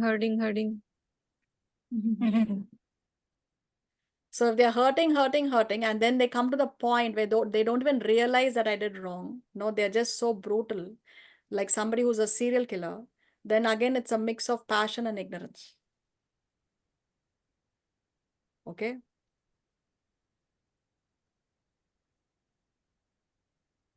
Okay, let's go to 16. कर्मणः सुकृतस्याहुः सात्विकं निर्मलं फलं रजसस्तु फलं दुःखम् अज्ञानं तमसः फलम्. Translation: the result of pious action is pure and is said to be in the mode of goodness. But action done in the mode of passion results in misery, and action performed in the mode of ignorance results in foolishness. Okay, so previously when Krishna spoke about how if death occurs in the mode of goodness, passion and ignorance, how one goes to the higher planets or the earthly planets or the animal birth, that there Krishna is talking about the long-term effects of the modes of material nature. Here in 16, he's talking about the medium-term effects of the different modes. So the result of pious action is purity. Okay, so mode of goodness results in purity because one knows what is right and wrong and he's leading a sin-free life. So therefore, mode of goodness leads to purity. Action done in the mode of passion results in misery. Why misery? Because he is hankering and hankering and trying to work hard to get his, not, he is working hard, trying to fulfill his desires. But then he soon realizes that his desires are never fulfilled. Now he wants more and he wants more and he wants more. And therefore that leads to misery because finally he is never satisfied. And actions performed in the mode of ignorance results in foolishness, no? Because again, he's going to go back to animal body. And as an animal, he's again going to engage in foolish activities, no? Just as how the hog is going to eat stool or the donkey. Prabhupada gives this example of how the male donkey approaches a female donkey for union from behind. And then the female donkey kicks the male donkey hard in the face with its hind legs, and then the male donkey thinks that this is great. So foolishness, no? So like that, actions performed in the mode of ignorance results in foolishness. 17.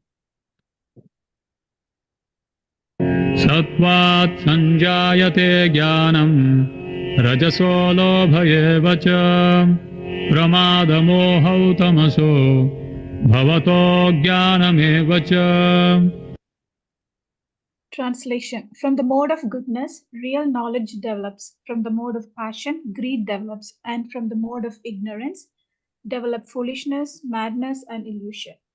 So here Krishna is explaining the immediate effects of the three modes. From the mode of goodness, real knowledge develops because such a person knows what is right and what is wrong. From the mode of passion, greed develops because again, because of his hankering, then there is more greed. He wants more and more and more. And from the mode of ignorance, develop foolishness, madness, and illusion. Again, the same thing because he doesn't know what to do and what not to do. Then he engages in more and more sinful activities. And then he's acting more and more foolishly like a madman, and he's under illusion. He never comes to the level of knowledge.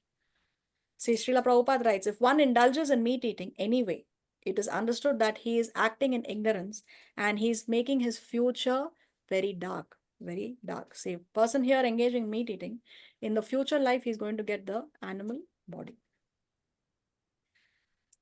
See, according to Manu, the great author of civic codes and religious principles, even the killer of the animal is considered to be a murderer because animal food is never meant for the civilized man, whose prime duty is to prepare himself for going back to Godhead. He says that in the act of killing an animal, there is a regular conspiracy by the party of the sinners, and all of them are liable to be punished as murderers, exactly like a party of conspirators who kill a human being combinedly.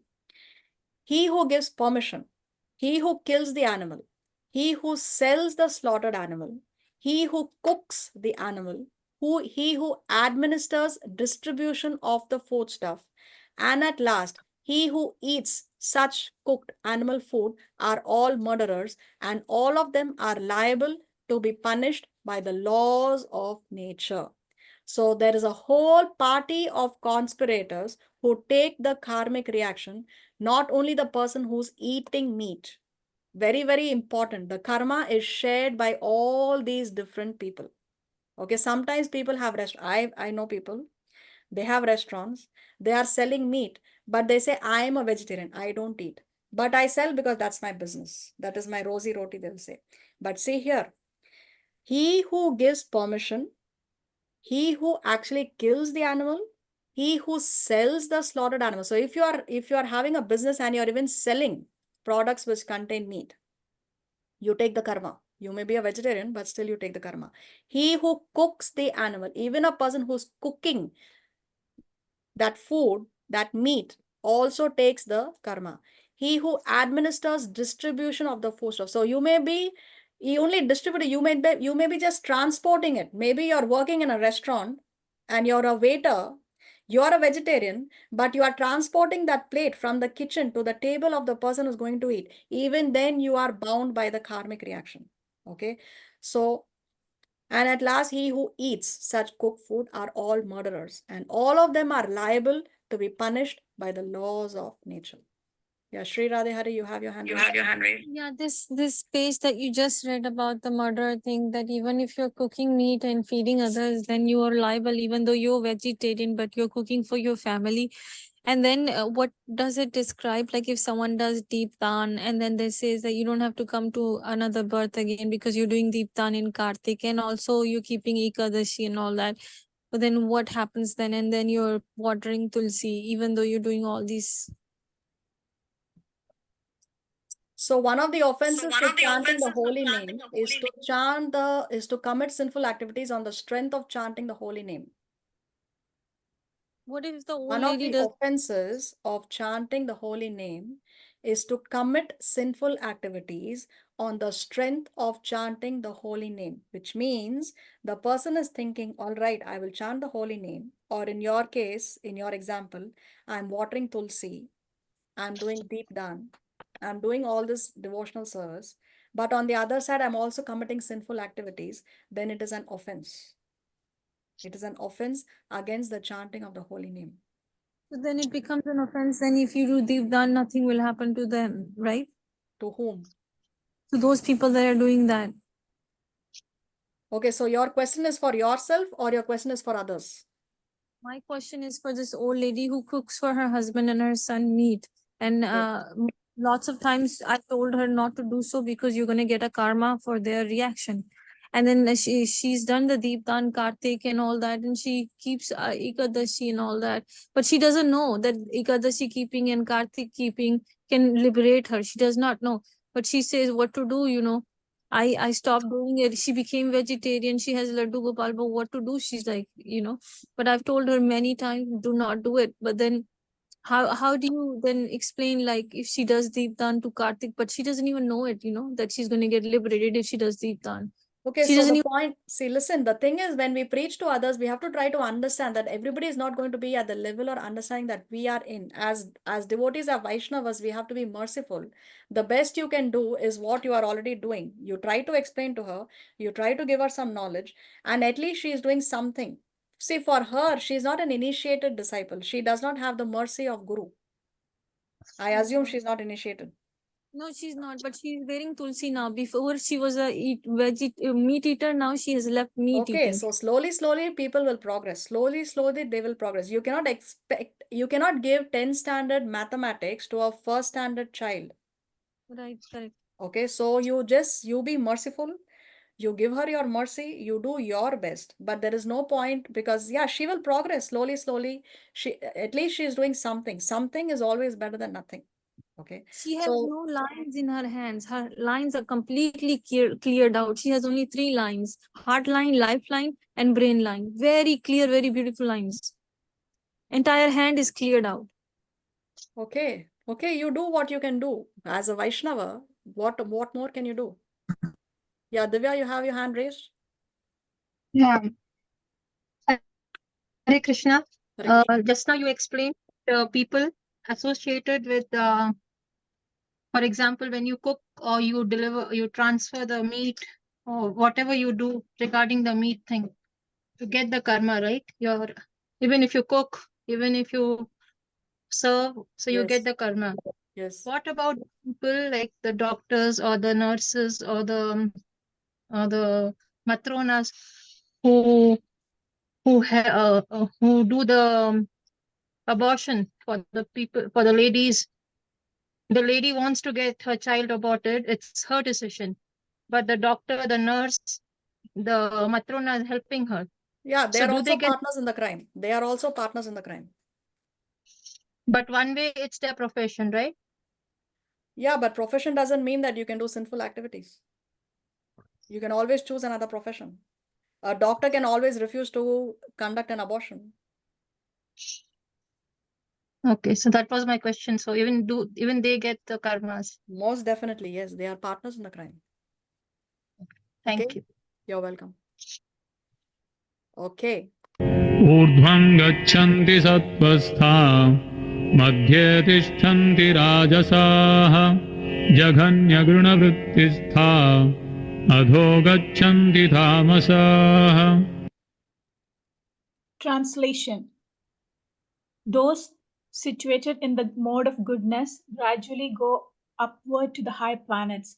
Those in the mode of passion live on the earthly planets, and those in the abominable mode of ignorance go down to the hellish worlds. So those are the mode of goodness. They can go to the higher planetary systems where there is unlimited facility for sense gratification. Those in the mode of passion live on the earthly planets. As we discussed, this is the karma bhumi. And those in the abominable mode of ignorance, they go down to the hellish worlds. So mode of goodness is the perfect launch pad, but one should not remain always in the mode of goodness. One has to go beyond the mode of goodness. One has to go beyond even Swarga, beyond the higher planetary systems, and one should want to go to the spiritual realm. Okay, now let's see what Krishna says in 19. Nanyam gunebhyah kartaram yada drashtanupashyati gunebhyascha param vetti madbhavam sodhigacchati. Translation: when one properly sees that in all activities no other performer is at work than these modes of nature, and he knows the Supreme Lord, who is transcendental to all these modes, he attains my spiritual nature. So in this section, Krishna is describing. Divya, your hand is raised. You have another question?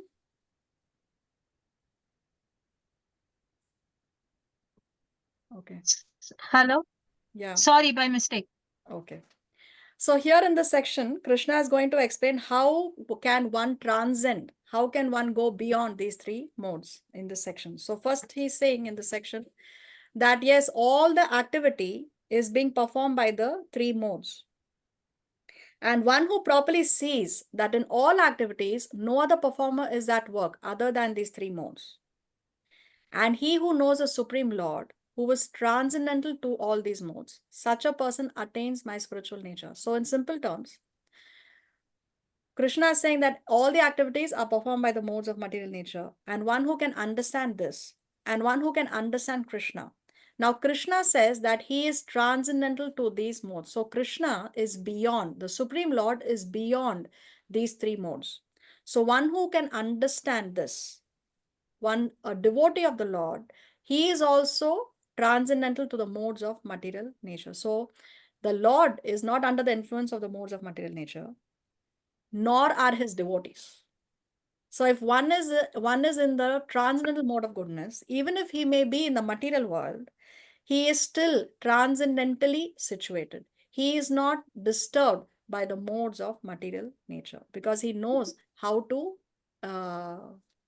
deal with it. It's not that a devotee does not have problems. A devotee knows how to deal with the problems. Okay, just as how when we are at ground level, we see the trees at a particular size, the buildings at a particular size.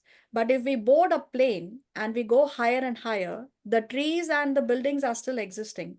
But now we see them as so tiny and minuscule, no? So it is so insignificant. So like that, the modes of material nature do not affect a person who has raised his consciousness to a higher level because he's in the transcendental mode. Now these modes of material nature are not going to affect him in any way because he has raised his consciousness.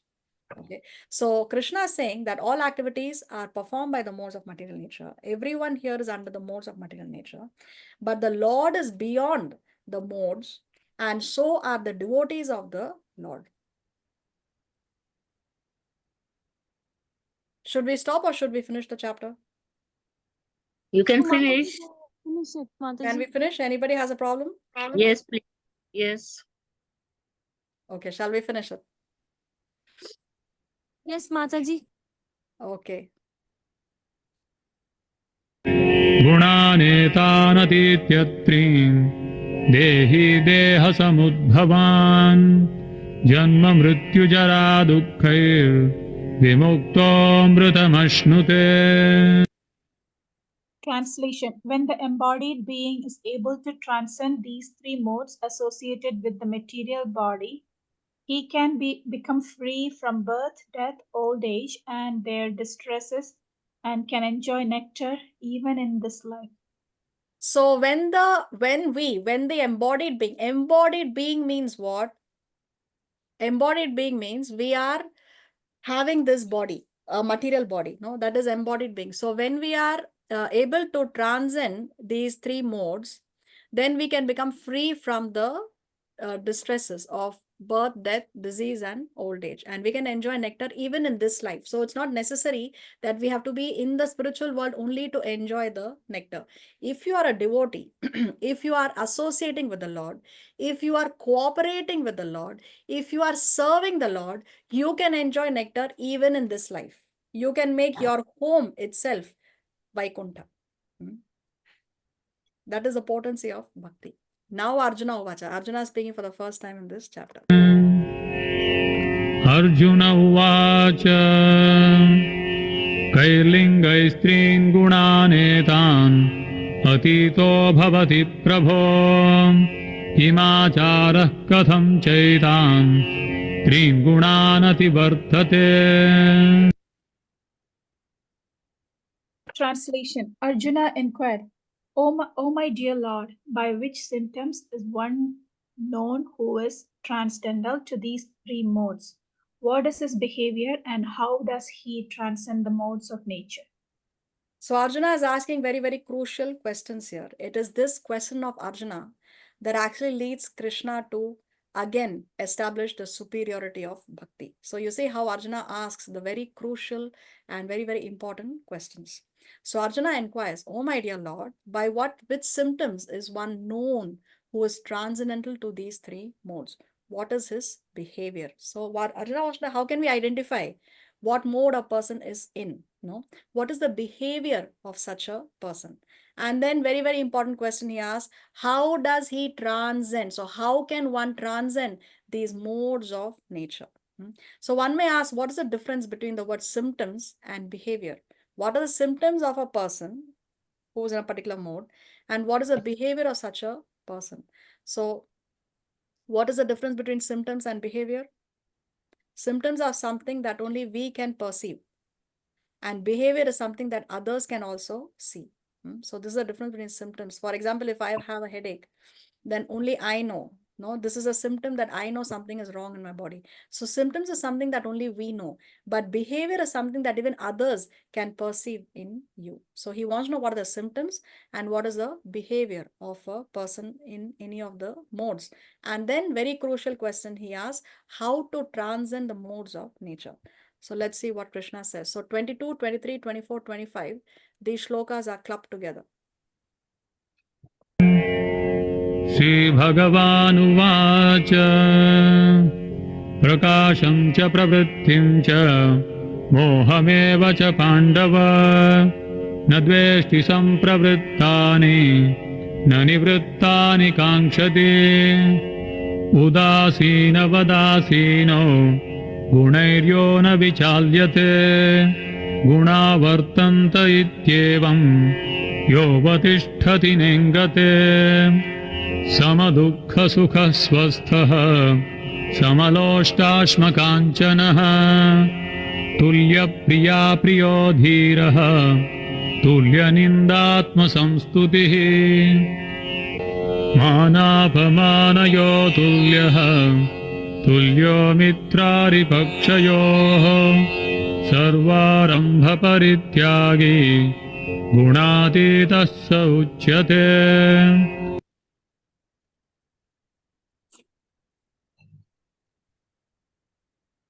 Translation.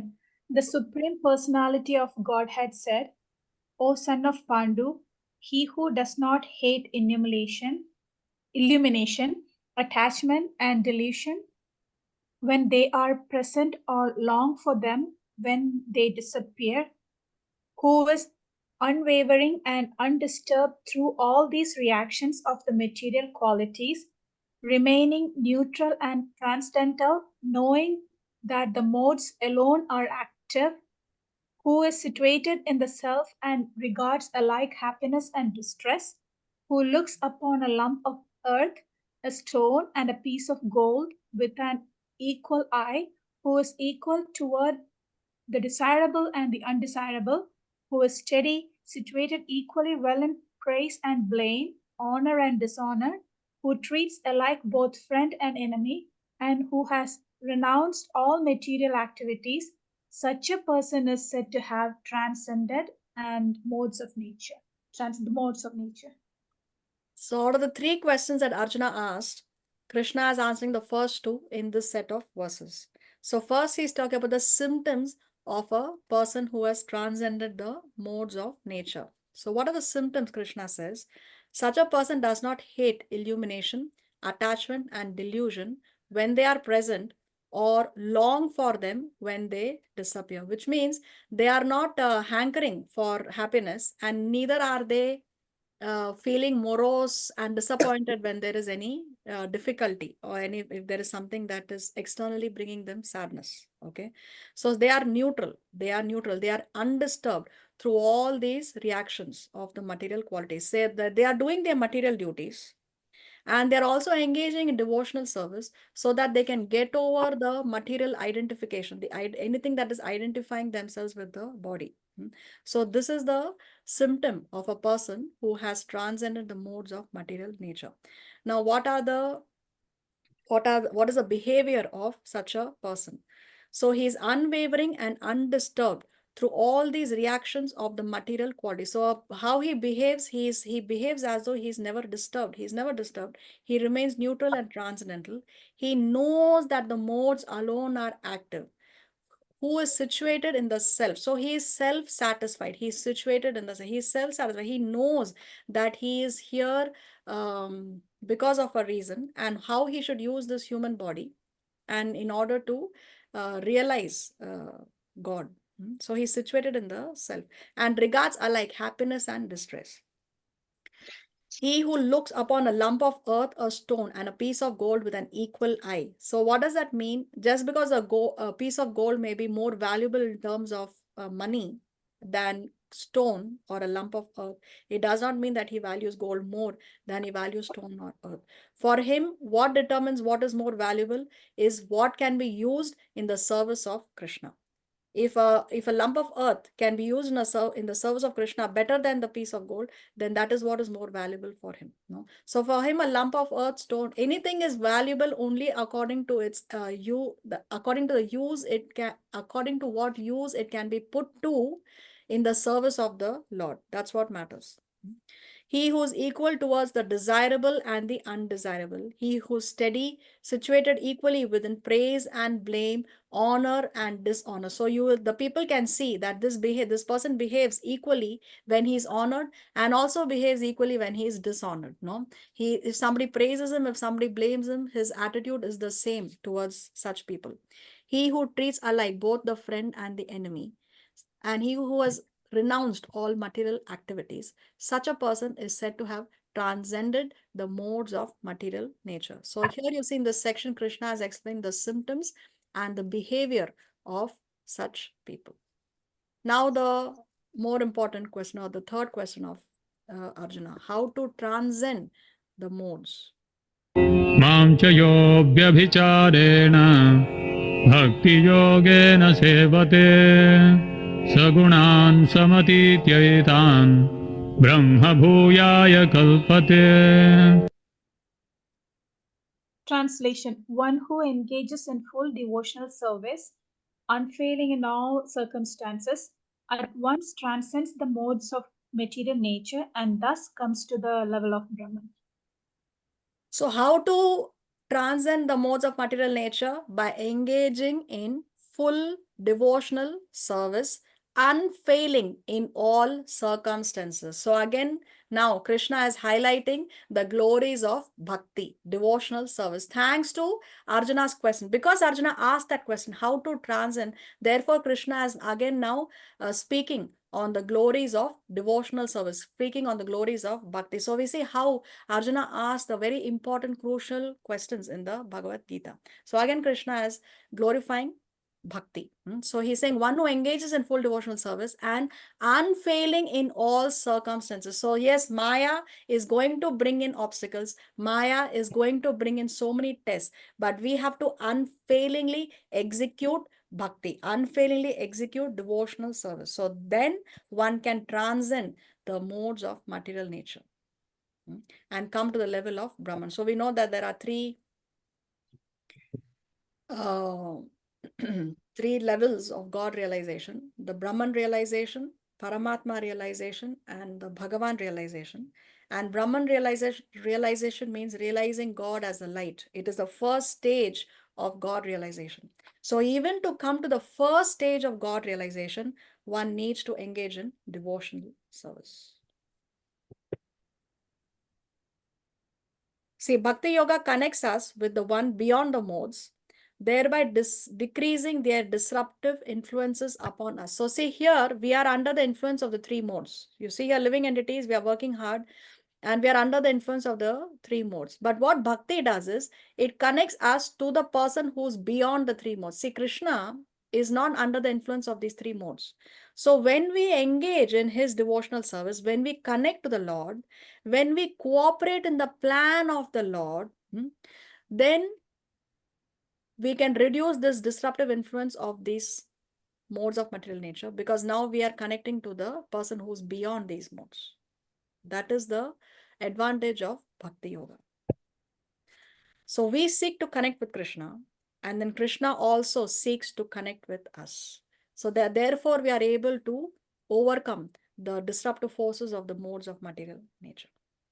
This is a sweet relationship between the Lord and his devotees. So always remain connected to Krishna.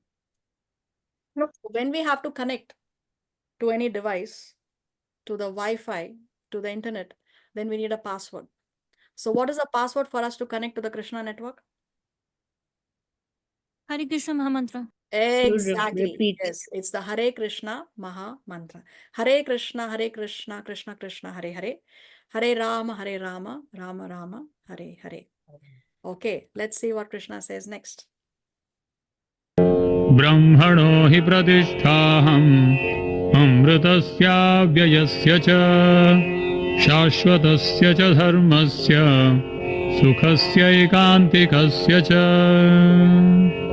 ॐ तत्सदिति श्रीमद्भगवद्गीतासूपनिषत्सु ब्रह्मविद्यायां योगशास्त्रे श्रीकृष्णार्जुनसंवादे गुणत्रयविभागयोगो नाम चतुर्दशोऽध्यायः।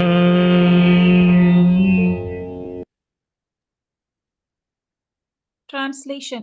And I am the basis of the impersonal Brahman, which is immortal, imperishable, and eternal, and is the constitutional position of ultimate happiness.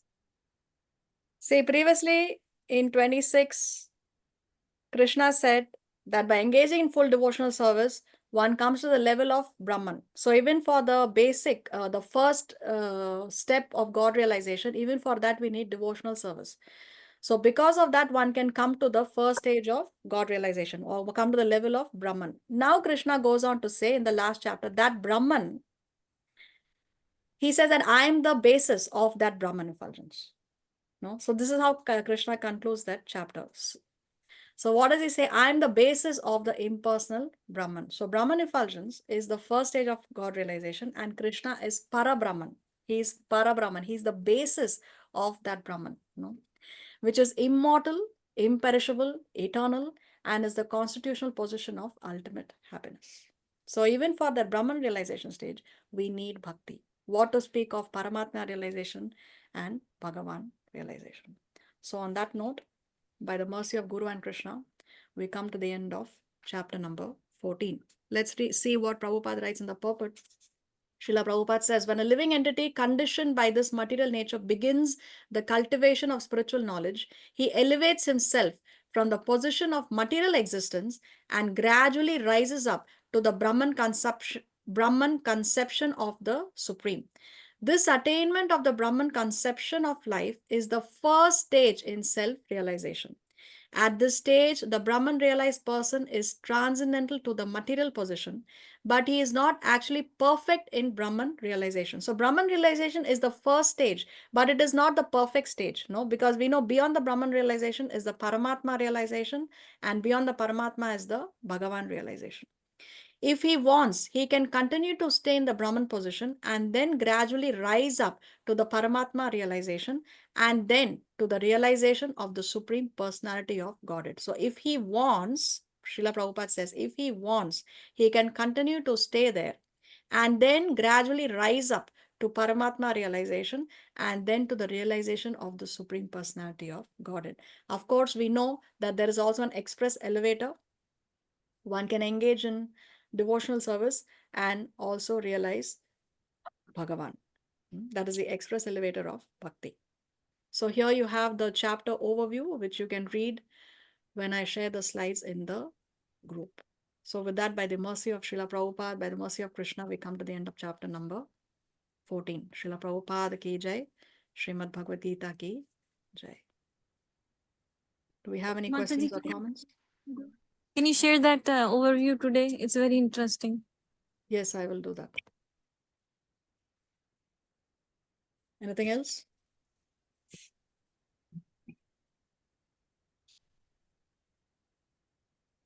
Okay, so since there are no more questions, we will continue in the next class. We will begin with chapter number 15.